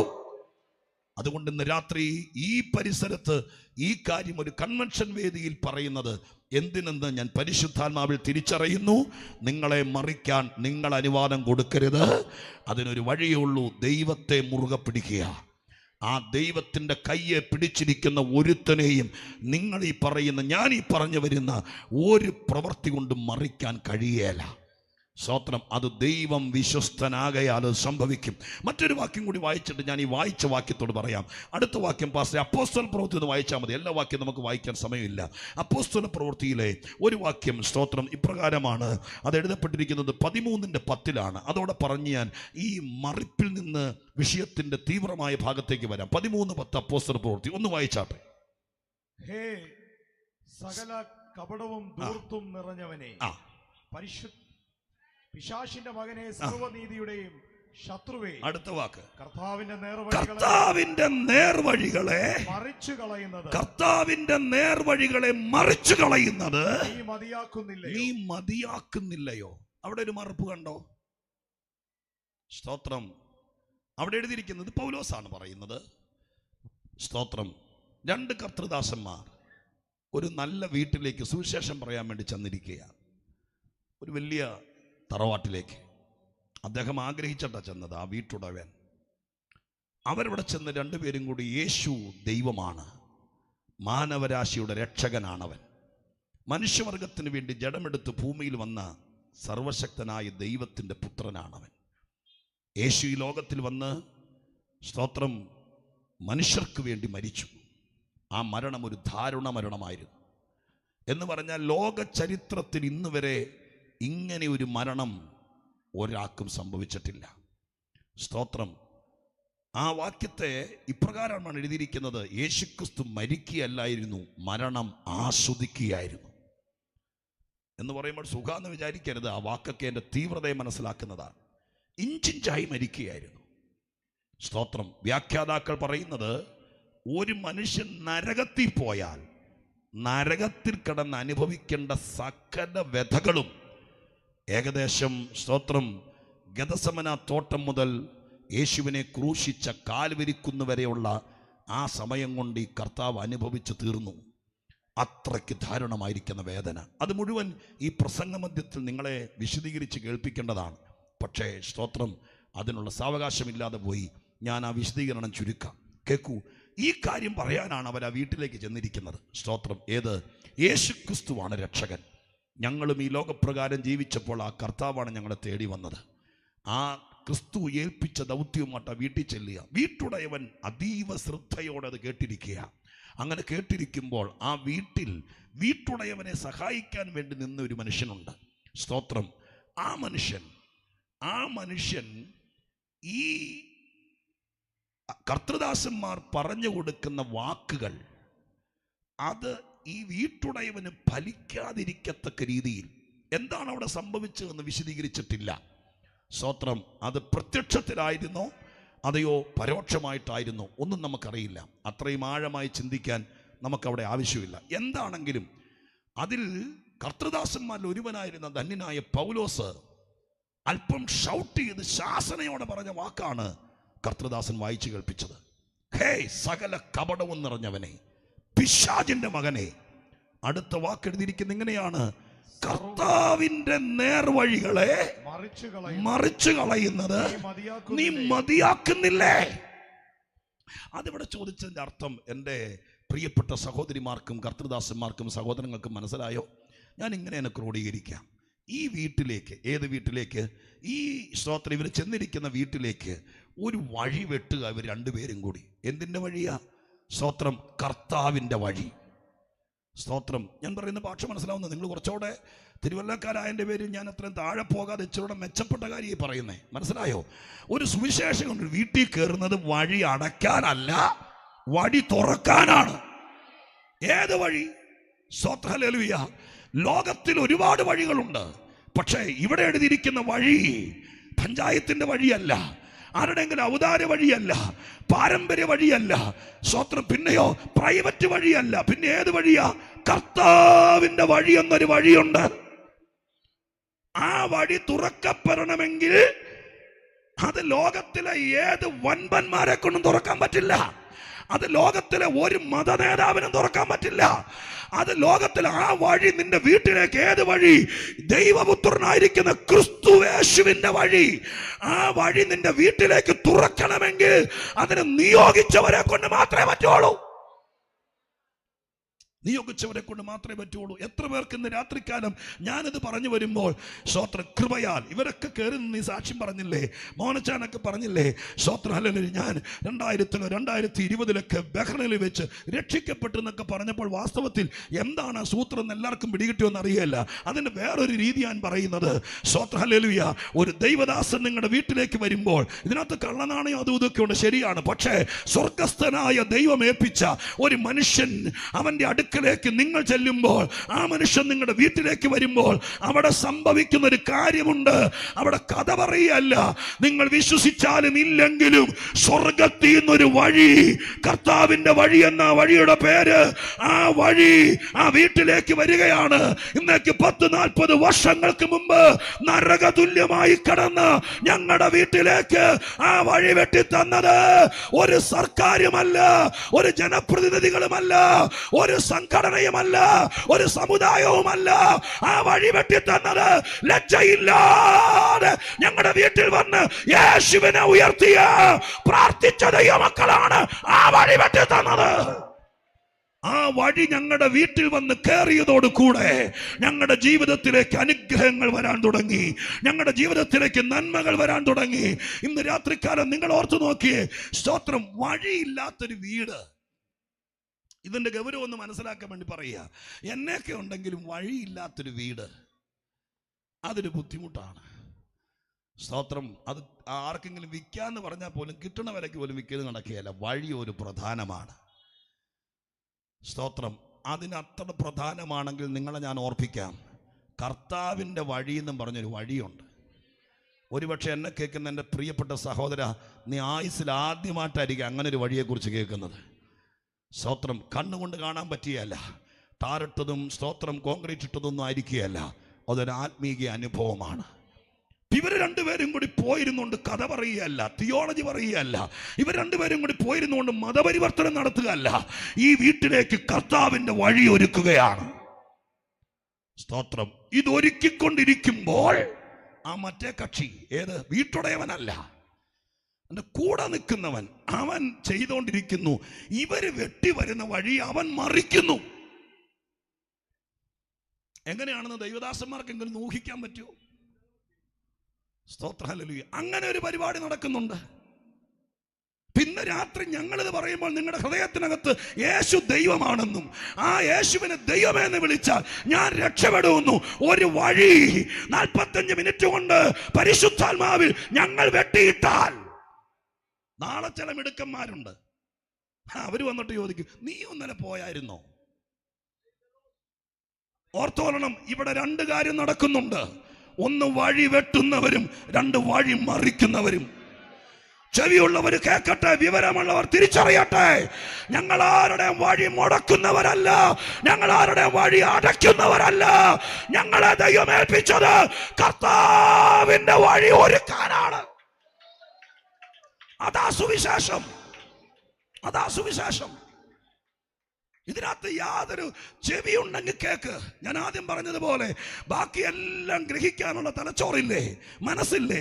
ഒരു തരം സ്തോത്രം വിനീത ഹൃദയത്തോടെ ദൈവത്തെ ഓർത്ത് ഈ കാര്യത്തെ വിലമതിക്കാതിരിക്കുക.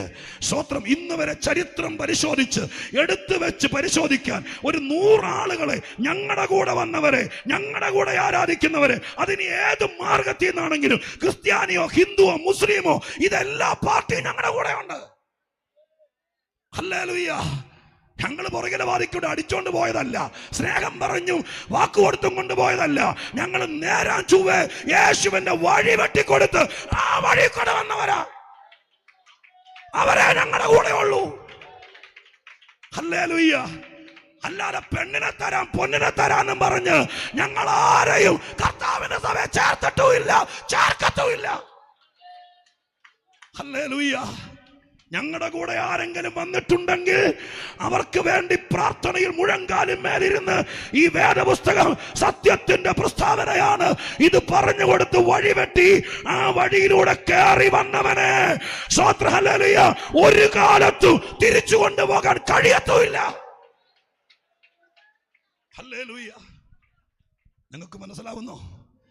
ഇവിടെ വഴി അടയ്ക്കുന്നവരുമുണ്ട്, വഴി തുറക്കുന്നവരുമുണ്ട്. നിങ്ങൾ തന്നെ ചിന്തിച്ചു, നിങ്ങൾ തന്നെ വിവേചിച്ചു, ഇതിൽ സ്തോത്രം ഞങ്ങളേതിൽ പെടുമെന്ന്. ഞങ്ങൾ നിങ്ങളെന്നൊക്കെ പറഞ്ഞ ഈ പ്രസംഗത്തിനൊരു ആക്കം ഉണ്ടാവാനാകട്ടോ. അല്ല, ഞാൻ 2 പാർട്ടിയായിട്ട് തിരിക്കുകയല്ല. ഈ സബ്ജക്റ്റ് ഒന്ന് തെളിഞ്ഞു വരണ്ടേ. നമ്മളൊക്കെ കർത്താവിൻ്റെ കൃപയാൽ ഒരപ്പൻ്റെ മക്കളെ പോലെയാ. പക്ഷെ നിങ്ങളുടെ ഹൃദയത്തിനകത്ത് ഈ ബോധം വരണ്ടേ.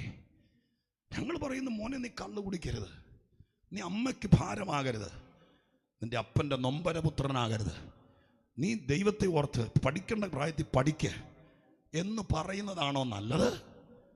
സ്തോത്രം. അതാണോ വഴി വെട്ടുന്നത്? അതെയോ ഞങ്ങളിത് പറഞ്ഞു കഴിയുമ്പോൾ അവനെ എങ്ങനെയെങ്കിലും മുടിപ്പിക്കാൻ വേണ്ടി വണ്ടി കയറ്റിക്കൊണ്ടുപോയി കുടിപ്പിക്കുന്നതാണോ നല്ലത്? സ്തോത്രം. ഇതിലേതാണ് ഞങ്ങൾ ചെയ്യുന്നതെന്ന് ഇന്ന് രാത്രി ചിന്തിക്കുന്നവർ ചിന്തിക്കട്ടെ. ഇവിടെ വഴിമറിക്കുന്നവരുണ്ട്. പരിശുദ്ധാത്മാവ് സഹായിച്ച ദൈവത്തിന്റെ കൃപയാൽ ഞാൻ നിങ്ങളോട് പറയാം, നിങ്ങൾ അവിചാരിതമായി ഇന്ന് രാത്രി വള്ളംകുളത്ത് വന്നവരല്ല. നിങ്ങൾ അപ്രതീക്ഷിതമായി ഈ ശബ്ദം കേൾക്കാൻ സ്തോത്രം നിയോഗിക്കപ്പെട്ടവരല്ല. ഇത് നിങ്ങളുടെ ജീവിതം മാറുന്ന സ്വർഗത്തിന്റെ വഴിയൊരുക്കലാണ്. അത് ദൈവമായ കർത്താവാണ് ചെയ്യുന്നത്.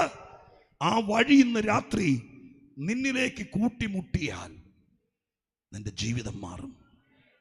വഴി മറിക്കുന്ന ചില വൻകിട ശക്തികളുണ്ട്. ഇങ്ങനെ മറിപ്പുകൾ നടക്കുന്ന ഒരുപാട് മേഖലയുണ്ട്. അതെല്ലാം കൂടി പറയാൻ നോക്കിയാൽ സ്തോത്രം നടക്കുകയില്ല. ഇത് കേട്ടിട്ട് ഇങ്ങനെയുള്ള കാര്യങ്ങൾ ഉണ്ട്, ഞാനിതുവരെ ഈ കാര്യങ്ങളൊന്നും കേട്ടിട്ടില്ല എന്നാർക്കെങ്കിലും തോന്നുന്നുണ്ടെങ്കിൽ ഞങ്ങൾ നിങ്ങളെ സ്വാഗതം ചെയ്യുന്നു. സ്തോത്രം. എല്ലാ ദിവസവും ഞങ്ങൾക്ക് ഇത് തന്നെയാണ് പണി. അതുകൊണ്ട് ഞങ്ങളുടെ കൂടെ പോരുക. ഇതിനേക്കാൾ ഗംഭീരമായ കാര്യങ്ങൾ കേൾക്കാൻ പറ്റും. അപ്പം ഇങ്ങനെയൊക്കെ ഉണ്ടോ എന്ന് ഓർത്ത് നക്ഷത്രം എണ്ണി ഇന്നിരിക്കണ്ട. സ്തോത്രം. ഇത് തന്നെയാണ് ഞങ്ങളുടെ പരിപാടി. അപ്പം മറിക്കുന്നവരുണ്ട്, സ്തോത്രം, പണിയുന്നവരുണ്ട്, വഴി വെട്ടുന്നവരുണ്ട്, വഴി അടയ്ക്കുന്നവരുണ്ട്. അപ്പം ഇവിടെ ആ വായിച്ച പശ്ചാത്തലത്തിലെ പ്രശ്നം ഇതാണ്. അവിടെ മറിപ്പുകൾ നടക്കുന്നു. കണ്ണുനീരോടെ പ്രാർത്ഥിച്ച ചില ആളുകൾക്ക് വേണ്ടി അവരെ സ്തോത്രം ദൈവത്തിന് വേണ്ടി പാകപ്പെടുത്തി സമാധാനപൂരിതമായി ജീവിക്കാൻ വേണ്ടി ഒരുക്കിക്കൊണ്ട് വന്നപ്പോൾ രണ്ട് കക്ഷികൾ അവർ വന്നിട്ട് ഇവരുടെ ഇടയിൽ ഒരു മറിപ്പ് നടത്തി. ആ മറിപ്പിതാണ്. സ്തോത്രം. ആ വായിച്ച ഭാഗത്ത് ഇങ്ങനെ എഴുതിയിരിക്കുന്നത്, പുനരുദ്ധാനം കഴിഞ്ഞു എന്ന്. ഹുമനയോസും ഫിലേത്തോസും വന്ന് പുനരുദ്ധാനം അവരുടെ കൂട്ടത്തിൽ വന്ന് സത്യം വിട്ട് തെറ്റി പുനരുദ്ധാനം കഴിഞ്ഞു എന്ന് പറഞ്ഞ് ചിലരുടെ വിശ്വാസം മറിച്ചു കളയും. നിങ്ങൾ ഓർക്കണം, ലോകത്തിലെ ഏറ്റവും വലിയ പ്രതീക്ഷ, ഞാൻ ഈ പറയുന്ന വാക്ക് ഇത്രയും നേരം കേട്ടതിനേക്കാൾ ഒരു അല്പം കൂടി ശ്രദ്ധ കൊടുത്ത് കേൾക്കണം കേട്ടോ. ലോകത്തിലെ ഏറ്റവും വലിയ പ്രതീക്ഷ, സ്തോത്രം, ഒന്നോടെ ഞാൻ പറയാം നിങ്ങളുടെ അറ്റൻഷൻ ഇങ്ങോട്ട് കിട്ടാൻ. ലോകത്തിലെ ഏറ്റവും വലിയ പ്രതീക്ഷ എൻ്റെ കൊച്ചിന് വിസ കിട്ടും എന്നുള്ളതല്ല, എൻ്റെ കുഞ്ഞിനെ നല്ലൊരു വീട്ടിൽ കല്യാണം കഴിപ്പിച്ചു വിടാം എന്നുള്ളതല്ല, എനിക്കൊരു വീട് പണിയാൻ ഈ ഭൂമിയിൽ അവസരം കിട്ടുമെന്നുള്ളതല്ല. ലോകത്തിലെ ഏറ്റവും വലിയ പ്രതീക്ഷ മരിച്ച് ഈ മണ്ണിനടി പോയാലും മനുഷ്യന് മടങ്ങി വരാൻ പറ്റും എന്നതാണ് ലോക ചരിത്രത്തിലെ ഏറ്റവും വലിയ പ്രതീക്ഷ. ഞാൻ ഒന്നോടെ പറയാം, നിങ്ങളത് ഇന്ന് രാത്രി ഒരു സീരിയസ് ആയിട്ട് കേട്ടിട്ടുണ്ടോ എന്ന് എനിക്കറിയില്ല. ഇല്ലെങ്കിൽ ഇന്ന് രാത്രി ഒന്നോടെ ആ കാതുകൾ എനിക്ക് തരണം. ഒന്നോടെ ഞാൻ പറയാം, ലോകത്തിലെ ഏറ്റവും വലിയ പ്രതീക്ഷ ക്യാൻസർ സൗഖ്യമാകുമെന്നുള്ളതല്ല. ലോകത്തിലെ ഏറ്റവും വലിയ പ്രതീക്ഷ ഡാമേജായ കിഡ്നി ഇനി ഒരു 25 കൊല്ലം കൂടി വർക്ക് ചെയ്യുമെന്നുള്ളതല്ല. അതിനേക്കാൾ വലിയ പ്രതീക്ഷയാണ് ഈ മണ്ണിനടിയിൽ 6 അടി മണ്ണിൽ സ്തോത്രം എല്ലാവരും കൂടെ മുഖം മൂടിയിട്ട് ഒരു തരി മണ്ണ് വാരിയിട്ട് 6 അടി മണ്ണിൽ അടക്കം ചെയ്താൽ അതെന്താ വിദൂര ഭാവിയിൽ സംഭവിക്കാൻ പോകുന്ന ഒരു പരമാർത്ഥം ഞാൻ വിളിച്ചു പറയാം. സ്തോത്രം, ദശലക്ഷക്കണക്കിനല്ല കോടി കോടി ആളുകൾ കാത്തിരിക്കുന്ന മനുഷ്യ ജീവിതത്തിലെ ഏറ്റവും വലിയ പ്രത്യാശ, മരിച്ചവർ മടങ്ങി വരും. മരിച്ചവർ മടങ്ങി വരും. ഓൺലൈനിൽ കേൾക്കുന്നവരോ അതിബുദ്ധിമാന്മാരോ ഒരുപക്ഷേ സ്തോത്ര ഹല്ലേലൂയ നെറ്റ് ചുളിക്ക് നോക്കുന്നുണ്ടായിരിക്കും. അങ്ങനെ നോക്കുന്നവരോട് പറയാം, കുറച്ച് സയൻസും കൂടി ചേർത്ത് പഠിച്ചാൽ മതി. നിങ്ങൾ എത്രത്തോളം ആ കാര്യങ്ങൾ ഗൗരവത്തോടെ ചിന്തിച്ച് നിൽക്കുന്ന എനിക്കറിയില്ല. സ്തോത്രം ഹല്ലേലൂയ. സ്തോത്രം. ക്ലോണിങ് എന്നല്ലേ എൻ്റെ പേര് പറഞ്ഞല്ലേ, ക്ലോണിങ് അല്ലേ? അങ്ങനെ ഒരു പ്രക്രിയ കുറച്ച് നാളുകൾ 1-2 പതിറ്റാണ്ടുകൾക്ക് മുമ്പ് സംഭവിച്ചിരുന്നു. സ്തോത്രം. 1-2 സ്തോത്രം ജീവികളെ സൃഷ്ടിക്കപ്പെട്ടു. ശാസ്ത്രലോകം അവര് സ്തോത്രം ലോകത്തോട് വെല്ലുവിളിക്കുകയാണ്. ഞങ്ങൾക്ക് അനുവാദം തന്നാൽ, ദൈവത്തെ പോലും ചലഞ്ച് ചെയ്തുകൊണ്ട് അവർ പറയുന്നു, മരിച്ചുപോയ മനുഷ്യൻ്റെ മണ്ണിലടിഞ്ഞു പോയ ഒരു കോശം, അത് ദ്രവിച്ചു പോകാത്ത അസ്ഥിയിൽ നിന്നോ തലമുടിയിൽ നിന്നോ ഒരു നഖത്തിൽ നിന്നോ കിട്ടിയാൽ മതി, ആ കോശം കൊണ്ട് ഞങ്ങൾ മനുഷ്യനെ സൃഷ്ടിക്കാം എന്ന് ശാസ്ത്രം പറഞ്ഞു വെച്ചിരിക്കുക. സ്തോത്രം. മനസ്സിലാവുന്നു? അപ്പൊ ശാസ്ത്രത്തിന് ഒന്നുമില്ലായ്മയിൽ നിന്നും ഇതൊക്കെ ഉണ്ടാക്കാൻ പറ്റുമെന്ന് അവര് വെല്ലുവിളിച്ചിരിക്കുമ്പോൾ, അതിനേക്കാളൊക്കെ മുമ്പ് അതിന് സ്തോത്രം ലൈക്ക് അടിക്കാനും അതിന് കമന്റ് എഴുതാനും ഇവിടുത്തെ ബുദ്ധിമാന്മാർക്ക് പറ്റുമെങ്കിൽ, അതിനേക്കാൾ മുമ്പ് ഈ പുസ്തകത്തിൽ എഴുതി വെച്ചു, കാഹളം ധ്വനിക്കും. അന്ത്യകാഹളനാദത്തിങ്കൽ കണ്ണിമയ്ക്കുന്നതിനിടയിൽ സ്തോത്ര ക്രിസ്തു യേശുവിൽ മരിച്ച വൃതന്മാർ കണ്ണിമയ്ക്കുന്നതിനിടയിൽ കാഹളനാദത്തിങ്കൽ രൂപാന്തരപ്പെടുമെന്ന് പറഞ്ഞത് ശാസ്ത്രമല്ല, ദൈവമാണ്. ദൈവമാണ്. സ്തോത്രം. ക്രൈസ്തവ സഭ ഇന്ന് തിരുവല്ലയിലോ പത്തനംതിട്ട ജില്ലയിലോ കാണുന്നത് പോലൊരു ഹൈഫൈ സെറ്റപ്പ് അല്ലായിരുന്നു. സ്തോത്രം. ഇന്ന് ക്രിസ്ത്യാനിത്വത്തിന് അന്തസ്സുണ്ട്, അഭിമാനമുണ്ട്. സ്തോത്രം. അവരെക്കുറിച്ച് പല വിധത്തിൽ സമ്പത്ത് കൊണ്ടും പ്രതാപം കൊണ്ടെല്ലാം ഇന്ന് പല വിധത്തിൽ പല രീതിയിലാണ്. ഞാൻ അതിലേക്ക് ഊടുന്നിറങ്ങുന്നില്ല. എന്നാൽ ഇതൊക്കെ എഴുതുന്ന കാലത്ത് നിന്ദിക്കപ്പെട്ടവരാണ്, പരിഹസിക്കപ്പെട്ടവരാണ്, അപമാനിക്കപ്പെട്ടവരാണ്. സ്തോത്രം. അവർക്ക് നല്ല വീടുകളിൽ കിടന്നുറങ്ങാൻ പറ്റിയിട്ടില്ല. രക്തസാക്ഷികളായി ഏറ്റവും കൂടുതൽ ലോകത്തിൽ രക്തസാക്ഷികൾ ഉണ്ടായിട്ടുള്ളത് ഒരു രാഷ്ട്രീയ പാർട്ടിക്കല്ല, ക്രൈസ്തവ സഭയ്ക്കാണ്. ഞാൻ ഈ പറയുന്ന വാക്കുകൾ നിങ്ങൾ ശ്രദ്ധിച്ച് വെച്ച്, ഈ ഓൺലൈനിൽ കാണുമല്ലോ, നിങ്ങൾ കുറച്ച് ഒരു റിസർച്ചും കൂടി നടത്തുക. ഞാൻ ഈ പറയുന്ന സത്യമായിരിക്കും. 10,000 ആളുകളെ പറയാൻ പറ്റാത്ത രീതിയിൽ നീചമായി വധിക്കപ്പെട്ടൊരു മാർഗമാണ്, ആളുകളെ രക്തസാക്ഷികളെ സമ്പാദിച്ച ഒരു മാർഗമാണ് ക്രൈസ്തവ മാർഗം. അവര് കൺമുമ്പിൽ വെച്ച് ഒരു കുടുംബത്തിൽ നിന്ന്, എനിക്ക് പറഞ്ഞു നിൽക്കാൻ നേരമില്ല, ഒരു കുടുംബത്തിൽ നിന്ന് അപ്പനെയും അമ്മയും 3 മക്കളെയും പിടിച്ചാൽ സ്തോത്രം അവരെ കൊണ്ടുവന്ന് പൊതുസ്ഥലത്ത് നിർത്തും. ആൾക്കൂട്ടത്തിന് നടുവിൽ ഒരു വല്ലാത്ത മനസ്ഥിതിയുള്ള ആളുകളായിരുന്നു. അവരുടെ നടുവിൽ നിർത്തിയിട്ട് ഏറ്റവും ഇളയ കുഞ്ഞിനെ പിടിക്കും. നിങ്ങളുടെ കയ്യിലിരിക്കുന്ന, നിങ്ങളുടെ കൂടെ നിൽക്കുന്ന കൊച്ചു കുഞ്ഞിനെ പോലെ നിങ്ങളുടെ ഇളയ കുഞ്ഞിനെ ഓർത്തു നോക്കി. അപ്പനും അമ്മയും മൂത്ത കുഞ്ഞുങ്ങൾ നിൽക്കുമ്പോൾ ഇളയ കുഞ്ഞിനെ പിടിച്ചിട്ട് അപ്പനോട് ചോദിക്കും, യേശുക്രിസ്തുവിനെ തള്ളിപ്പറയുകയാണെങ്കിൽ ഈ കുഞ്ഞിനെ ജീവനോടെ തിരിച്ചു തരാം, അതല്ലെങ്കിൽ നിങ്ങളുടെ കൺമുമ്പിൽ വെച്ച് അവർക്ക് തോന്നുന്ന രീതിയിലാണ് വധിക്കുന്നത്. ഒരു പക്ഷേ ഒരു പാറയിലേക്ക് തല വെച്ചിട്ട് മറ്റൊരു പാറയെടുത്ത് അപ്പൻ്റെ മുമ്പിൽ വെച്ച് മോൻ്റെ 6 വയസ്സുകാരൻ്റെ 3 വയസ്സുകാരൻ്റെ തലയിലേക്ക് ആഞ്ഞെറിയുമ്പോൾ ആ കുഞ്ഞൊരു പക്ഷെ മമ്മി എന്ന് വിളിച്ച് കരയുമ്പോൾ കണ്ണ് പൊത്തിക്കൊണ്ട് മോനോട് പറയും, കർത്താവപ്പച്ചൻ വരും, കാഹളം ധ്വനിക്കും, അവിടെ വെച്ച് കാണാം. ഇവിടെ വെച്ച് കർത്താവിനെ തള്ളിപ്പറഞ്ഞാൽ നിത്യത നഷ്ടപ്പെടുമെന്ന് പറഞ്ഞ് അതിന് വിധേയപ്പെടുത്തിയ 100 കണക്കിന് അമ്മമാരുടെ മാർഗമാണ് യേശുവിന്റെ മാർഗം. പാൽപ്പൊടിയും പയറും കൊടുത്ത ആളെ ഉണ്ടാക്കുന്നതെന്ന് പറയുന്നവരുടെ ശ്രദ്ധയ്ക്ക് അതൊക്കെ നിങ്ങളുടെ സ്വന്തം കള്ളക്കഥകളും കെട്ടിച്ചമക്കലും മാത്രം. എന്നാൽ ഈ മാർഗത്തിന്റെ പിന്നാമ്പുറങ്ങൾ ശ്രദ്ധിക്കാൻ കഴിവുള്ളവരുണ്ടെങ്കിൽ അവരോട് പറയാം, തലച്ചോറ് പൊട്ടിയും പിരിമാറ് പിളർന്നു സ്വത്രം വലിയ വടവൃക്ഷത്തിൽ സ്വത്രം 2 ഒരു കാലൊരു മരത്തിലും മറ്റേ കാല് മറ്റേ മരത്തിലും സ്വത്രം കെട്ടിയിട്ട് ആ വടവൃക്ഷങ്ങളെ തമ്മിൽ ബന്ധം പിടിപ്പിച്ചു വിടുമ്പോൾ കൊടൽമാല ചീന്തി ഒരു കാലൊരു വശത്തും മറുകാല് മറുവശത്തുമായി ഇരുഭാഗമായി ചിന്തി കീറി സമ്പാദിച്ച മാർഗമാണ് യേശുക്രിസ്തുവിന്റെ മാർഗം.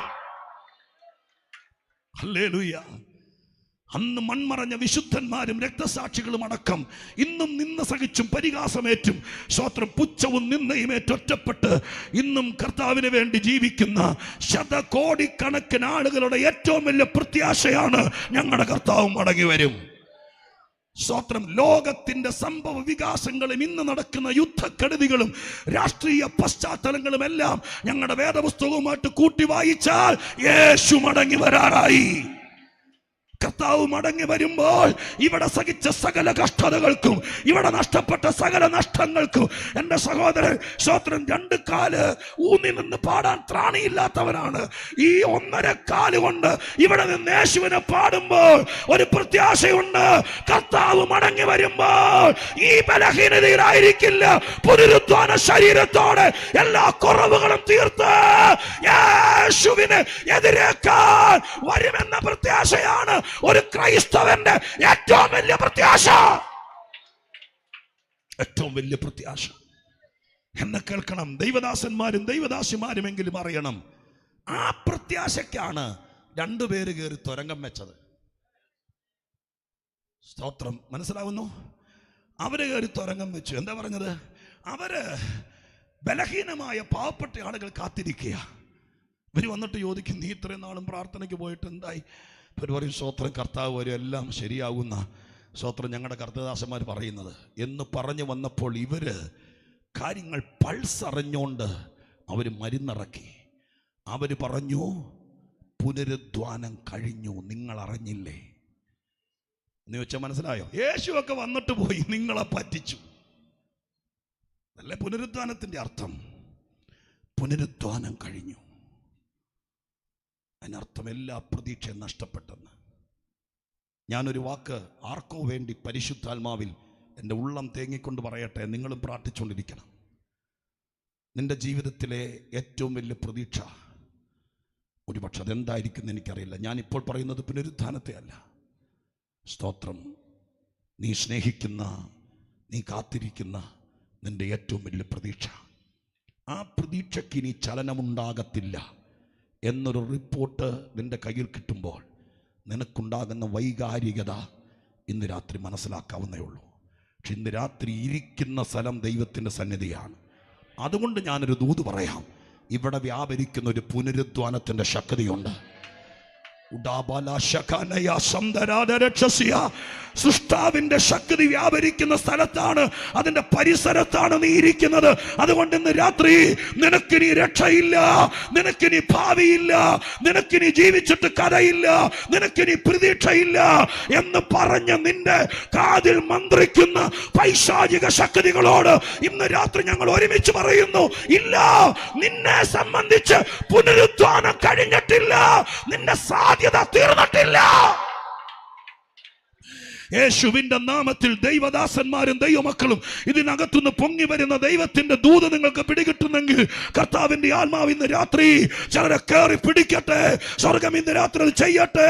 ചിലരെ നിരാശരാണ്, അവര് ഒന്നിലധികം പ്രാവശ്യം ആത്മഹത്യയെക്കുറിച്ച് ചിന്തിച്ചു. എന്തുകൊണ്ട്? എനിക്കിനി പ്രതീക്ഷയില്ല, എനിക്കിനി പുനരുത്ഥാനമില്ല.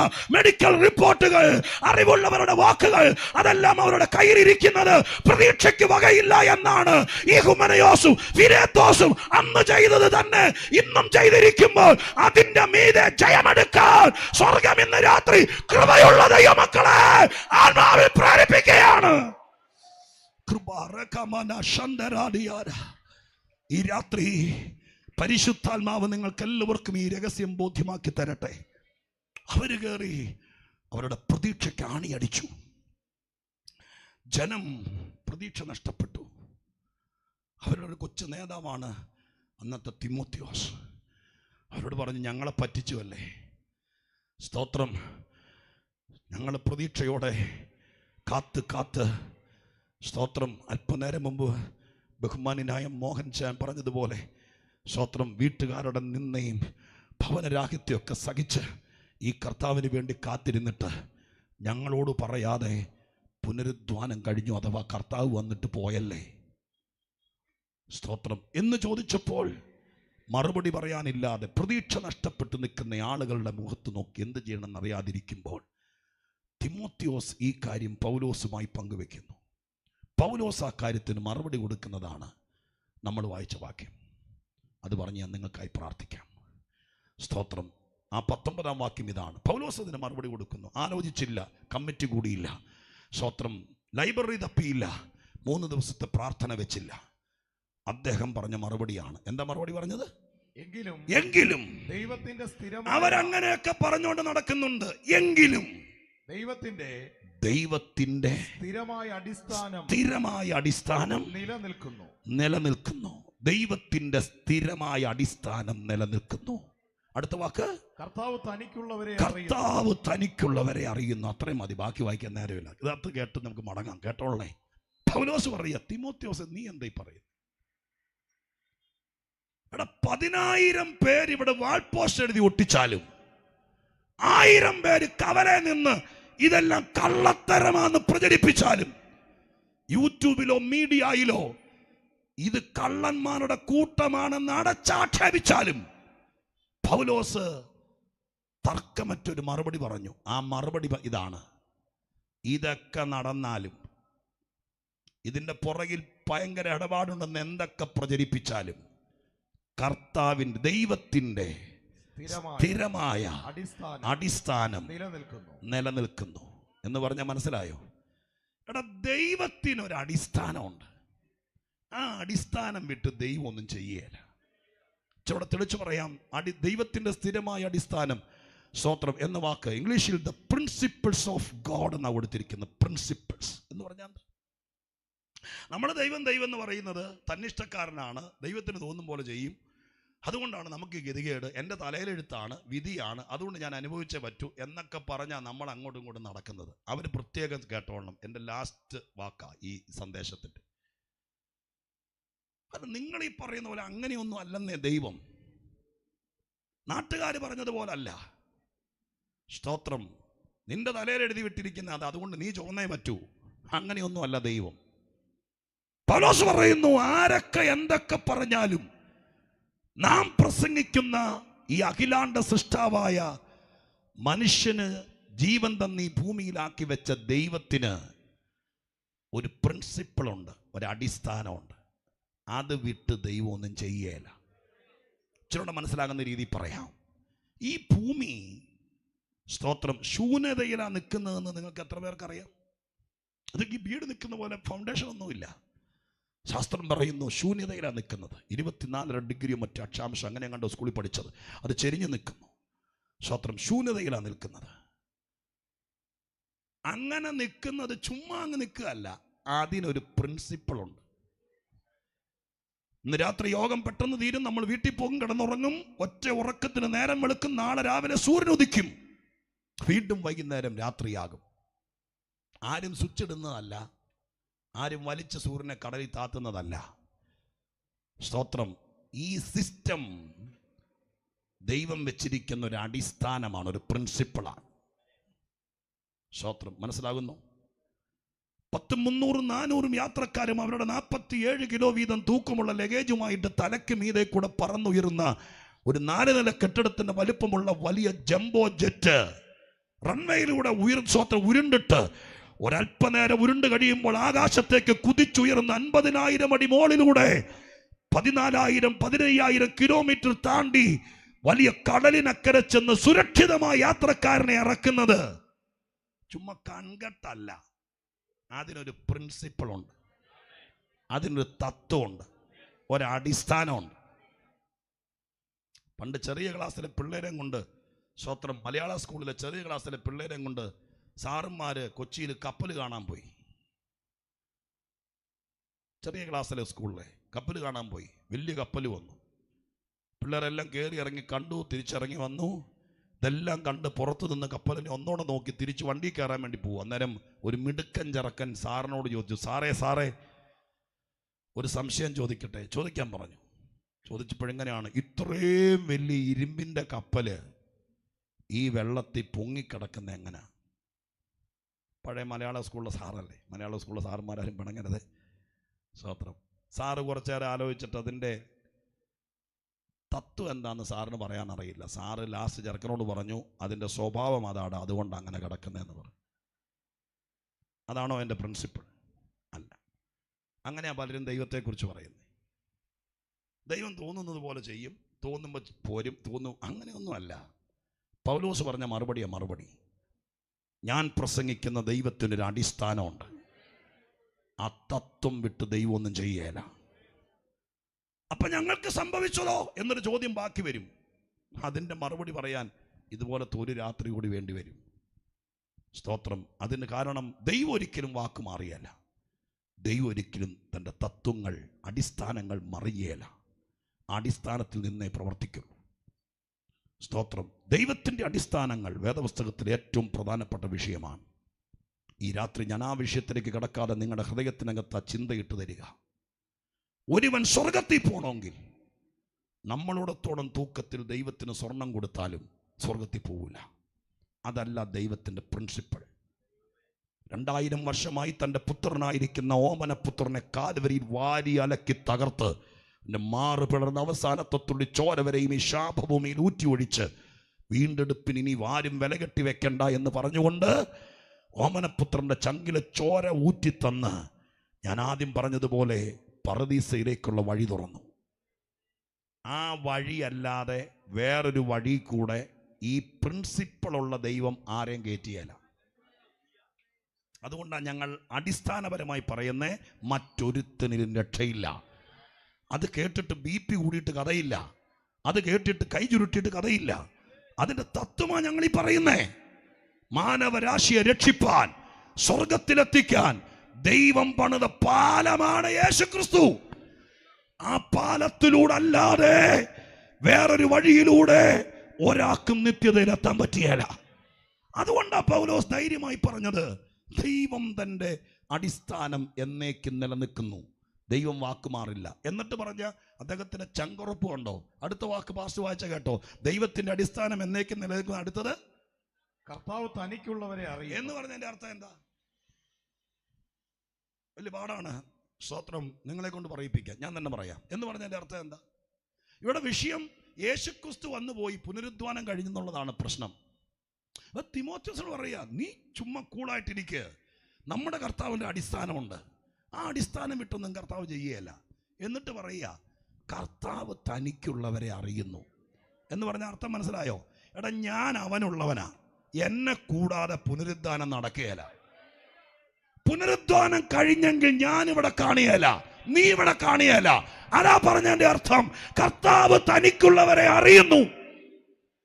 ഇന്ന് രാത്രി ഞാൻ ആ വാക്ക് പറഞ്ഞ് പ്രാർത്ഥിക്കട്ടെ. സ്തോത്രം. കോടിക്കണക്കിന് ആളുകൾ, ഈ മൺമറഞ്ഞ വിശുദ്ധന്മാർ, അതിന് എണ്ണമില്ല. എത്രയായിരിക്കുമെന്ന് തമ്പുരാന്റെ കയ്യിൽ മാത്രമേ കണക്കുള്ളൂ. മണ്ണിൽ അരിഞ്ഞു പോയവർ, കടലിൽ സ്തോത്രം അപകടത്തിൽ പെട്ടുപോയവർ, വൻ മത്സ്യങ്ങൾ തിന്നവർ, സ്തോത്രം തീക്കകത്ത് ചാമ്പലായി പോയവർ, ആകാശത്ത് വെച്ച് വിമാനം പൊട്ടിത്തെറിച്ച് സംസ്കാരത്തിന് മൃതശരീരം പോലും കിട്ടാതെ എവിടെയോ നഷ്ടപ്പെട്ടവർ, അതിനകത്തൊക്കെ ദൈവത്തിൻ്റെ മക്കളെന്ന് പറയപ്പെടുന്ന കൂട്ടരുണ്ടായിരുന്നെങ്കിൽ, ശവാടക്കിന് ഒരു പിടി സ്തോത്രം ചാരം പോലും കിട്ടാതെ പോയവർ, അവരെല്ലാം പുനരുദ്ധരിക്കപ്പെട്ടേ പറ്റൂ. സ്തോത്രം. ഹല്ലേലൂയ. അവരെത്ര പേരുണ്ട്? എവിടെയാണ് അവരുടെ ശവസംസ്കാരം നടന്നത്? എവിടെയാണ് അവരെ സ്തോത്രം മൃതശരീരം അടക്കി? ഇതൊന്നും അറിയില്ല. പക്ഷെ ഞാൻ പ്രസംഗിക്കുന്ന ദൈവം ദ പ്രിൻസിപ്പിൾസ്, അടിസ്ഥാനമുള്ള ദൈവമാണ്. ആ ദൈവത്തിനറിയാം ആരൊക്കെ പുനരുത്ഥാനത്തിലുണ്ടാകുമെന്ന്. ആ കാര്യത്തിൽ പോലും ദൈവം അവരെ, അതായത് കാഹളധ്വനിയെങ്കിൽ ഉയർത്തെഴുന്നേൽക്കേണ്ടവരാരാണെന്ന് പോലും കൃത്യമായി കണക്കുള്ളവനാണ് ദൈവമെങ്കിൽ, ഇവിടെ ജീവിച്ചിരിക്കുമ്പോൾ നീ സഹിക്കുന്ന വേദനകൾ അവൻ അറിയാതിരിക്കുമോ? നീ പ്രാർത്ഥിച്ച പ്രാർത്ഥനകൾ അവൻ അറിയാതിരിക്കുമോ? ഇന്ന് രാത്രി ഞാൻ ഇങ്ങനെ പറഞ്ഞു നിർത്താം. സേവിക്കുവാണെങ്കിൽ അടിസ്ഥാനമുള്ള ദൈവത്തെ സേവിക്കണം, പ്രിൻസിപ്പിളുള്ള ദൈവത്തെ സേവിക്കണം. ആ ദൈവം, ഈ പുസ്തകം മുഴുവൻ ദൈവത്തിൻ്റെ അടിസ്ഥാനമാണ്. സ്തോത്രം. ഹല്ലേലൂയ. ദൈവത്തിൻ്റെ സൂക്ഷിപ്പ്, ദൈവത്തിൻ്റെ കരുതലുകൾ, ഇതെല്ലാം ദൈവത്തിൻ്റെ അടിസ്ഥാനമാണ്. എന്നിൽ വിശ്വസിക്കുന്നവൻ മരിച്ചാലും ജീവിക്കും. അത് ദൈവത്തിൻ്റെ അടിസ്ഥാനമാണ്, സ്വർഗത്തിൻ്റെ പ്രിൻസിപ്പിളാണ്. സ്തോത്രം. സ്വർഗത്തിൽ പോകുമോ ഇല്ലയോ എന്ന് ആർക്കറിയാം?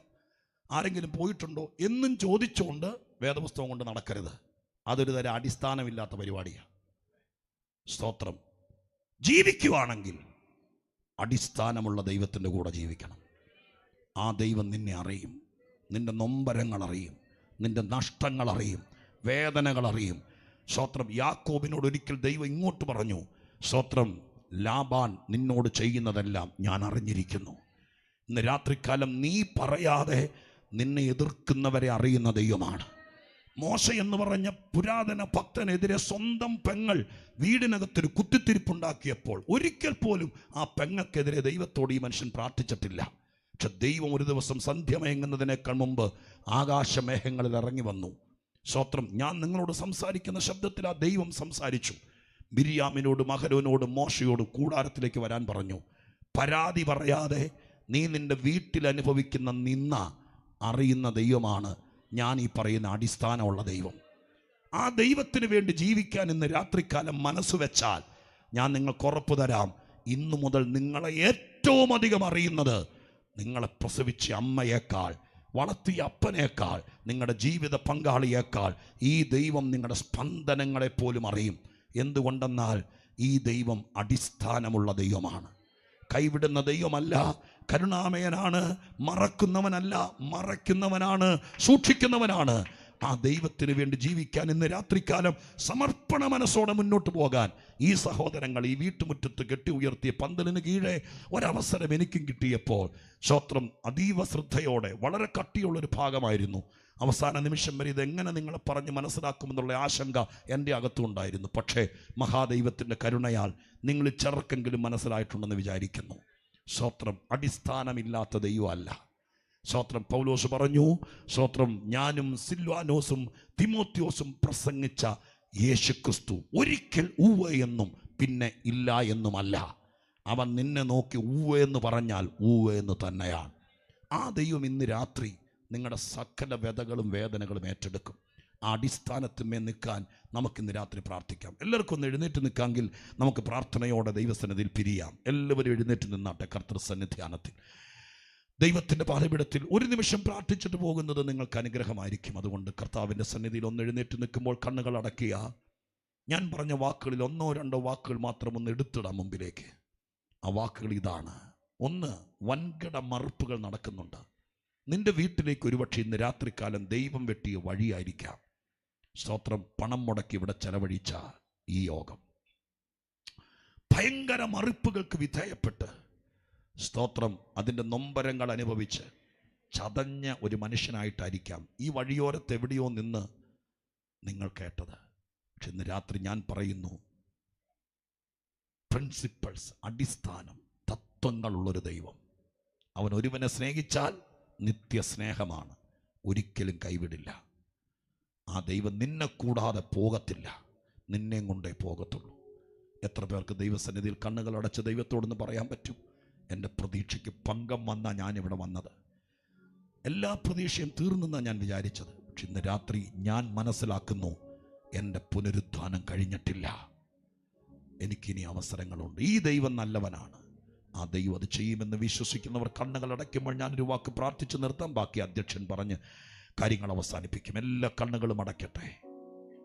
ആരെങ്കിലും അതീവ ഭാരത്തിലാണെങ്കിൽ അവർ വിശ്വാസത്തിൻ്റെ പ്രകടമായ ഭാവം ദൈവത്തിന് മുമ്പിൽ അവതരിപ്പിക്കുവാൻ നിങ്ങളുടെ ശരീരത്തിൻ്റെ ഭാഷ കൂടി ചേർത്ത് വെക്കുക. പറ്റുമെങ്കിൽ നാഥ, ഇത്ര കണ്ട് പൗലോസിൻ്റെ ആ ഭയങ്കര കോൺഫിഡൻ്റ് നിങ്ങൾ കണ്ടോ? കർത്താവ് തനിക്കുള്ളവരെ അറിയുന്നു. അർത്ഥാൽ തിമോത്തിയോസേ, നമ്മളെ കൂടാതെ കർത്താവ് പോകില്ലടാ. ആ ഒരു ഉറപ്പോടെ ഇന്ന് രാത്രി വീട്ടിൽ പോകാൻ എത്ര പേർക്ക് പറ്റും? എന്നെ മറന്നിട്ട് ദൈവം എൻ്റെ ശത്രുവിൻ്റെ പക്ഷത്ത് നിൽക്കില്ല. സ്തോത്രം. അതീവ തീവ്രതയിൽ ഒരിക്കലും ഇയ്യോബ് ചോദിച്ചു, നിന്റെ കൈപ്പണിയോട് ഇങ്ങനെ ചെയ്യുന്നതും എന്നെ ഉപദ്രവിക്കുന്നവരുടെ കൂടെ നിൽക്കുന്നതും നിനക്ക് യോഗ്യമോ? വേദന കൊണ്ട് ചോദിച്ചതാ. ഒരിക്കലും ഇല്ല ഇയ്യോബേ. ഈ ദൈവം നിന്റെ ശത്രുവിൻ്റെ കൂടെ നിന്ന്, ഒരുപക്ഷെ പെറ്റ അമ്മ അത് ചെയ്യും, സ്വന്തം സഹോദരൻ ചെയ്യും, നിന്റെ ജീവിതകാലം മുഴുവൻ പോറ്റി പുലർത്താമെന്ന് പറഞ്ഞ ജീവിത പങ്കാളി അത് ചെയ്യും. പക്ഷെ ഞാൻ പ്രസംഗിച്ച ദൈവം ഒരിക്കലും അത് ചെയ്യില്ല. നിന്നെ ഒറ്റിക്കൊടുക്കില്ല, നിന്നെ കൈവിടില്ല, നിന്നെ വിട്ടുകളയില്ല, നിന്നെ കൂടാതെ പോകില്ല. ആകാശം തുറക്കും, കർത്താവ് മടങ്ങി വരും.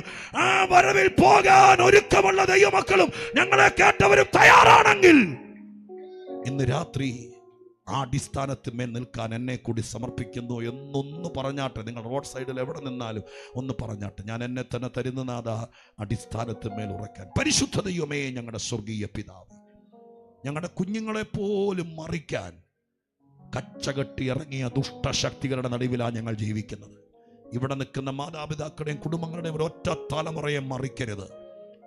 ഇവിടെ നിൽക്കുന്നവരുടെ കുടുംബാംഗങ്ങൾ, പ്രിയപ്പെട്ടവർ, ലോകത്തിൽ എവിടാണെങ്കിലും ഈ ദൂത് ഏറ്റെടുക്കുന്ന ദൈവമക്കൾ, പ്രാർത്ഥിക്കുന്നവർ ഒരു ഭയങ്കര സുരക്ഷാ വലയത്തിനകത്താകട്ടെ. കർത്താവേ, ദൈവം തുറന്നിട്ട വഴികൾ മറിക്കാൻ നോക്കുന്ന ദുഷ്ടശക്തി, വിശ്വാസം കെടുത്താൻ, പ്രാർത്ഥനയെ പോലും ഇല്ലാതാക്കാൻ നോക്കുന്ന ആ പൈശാചിക വ്യാപാരത്തെ ഇന്ന് രാത്രി പൗലോസ് ശാസിച്ചതുപോലെ ദുഷ്ടപിശാചേ ഞങ്ങൾ എതിർക്കുകയാണ്. നന്മ മുടക്കാത്ത ദൈവത്തിന് നന്ദി. ഏറ്റവും പ്രധാനം, ഞങ്ങളുടെ ദൈവത്തിനൊരു അടിസ്ഥാനമുണ്ട്. അത് വിട്ടൊരിക്കലും ഞങ്ങളോട് ഇടപെടില്ല. പലരും വഴിവിട്ടിടപെട്ടു, അടിസ്ഥാനം മറന്ന് ഞങ്ങളോട് സംസാരിച്ചു. ഞങ്ങളുടെ ദൈവത്തെ ഞങ്ങൾക്ക് വിശ്വാസമുണ്ട്. അങ്ങ് അടിസ്ഥാനമുള്ള, പ്രിൻസിപ്പിളുള്ള ദൈവമാണ്. അങ്ങ് ഞങ്ങളെ കൂടാതെ പോകത്തില്ല. പ്രത്യാശ കൊണ്ട് നിറയ്ക്കണം. ഈ രാത്രിയിലെ യോഗം നിമിത്തം ആരൊക്കെയോ വിടുവിക്കപ്പെട്ടിട്ടുണ്ട്. ആദ്യം ഇവിടെ വന്ന് പ്രാർത്ഥിച്ച ആ ദമ്പതികൾ, അവരുടെ കയ്യിലിരുന്ന കുഞ്ഞിനെ എൻ്റെ കർത്താവ് ഒന്ന് ഓർത്തേക്കണേ. നാളെ നേരം വെളുക്കുമ്പോൾ ഒരത്ഭുതം അവർ കാണട്ടെ നാഥ. ഞങ്ങളെല്ലാവരും കൂടി ഒരിക്കൽ കൂടി പ്രാർത്ഥിക്കുക. അവരാ കുഞ്ഞിലൊരു അത്ഭുതം കാണട്ടെ. അവരിരുന്നത് പുനരുത്ഥാനത്തിന്റെ ശക്തി വ്യാപരിച്ച സ്ഥലത്ത്. സൃഷ്ടിപ്പിന്റെ കരം കൊണ്ട് തൊട്ട് ഈ യോഗം ദൈവനാമത്തിന് മഹത്വമായി തീരട്ടെ. ഇവിടെ വന്നവരൊക്കെ അനുഗ്രഹിക്കുന്നു. ഈ കുടുംബങ്ങളെ, പ്രത്യേകിച്ച് മോനച്ചാനെയും രവിച്ചാനെയും അവരുടെ സഹോദരങ്ങളെയും അമ്മയും ഒക്കെ ഞങ്ങൾ അനുഗ്രഹിക്കുന്നു. ദൈവം കൂടെ ഇരിക്കണം. യേശുവിൻ നാമത്തിൽ തന്നെ.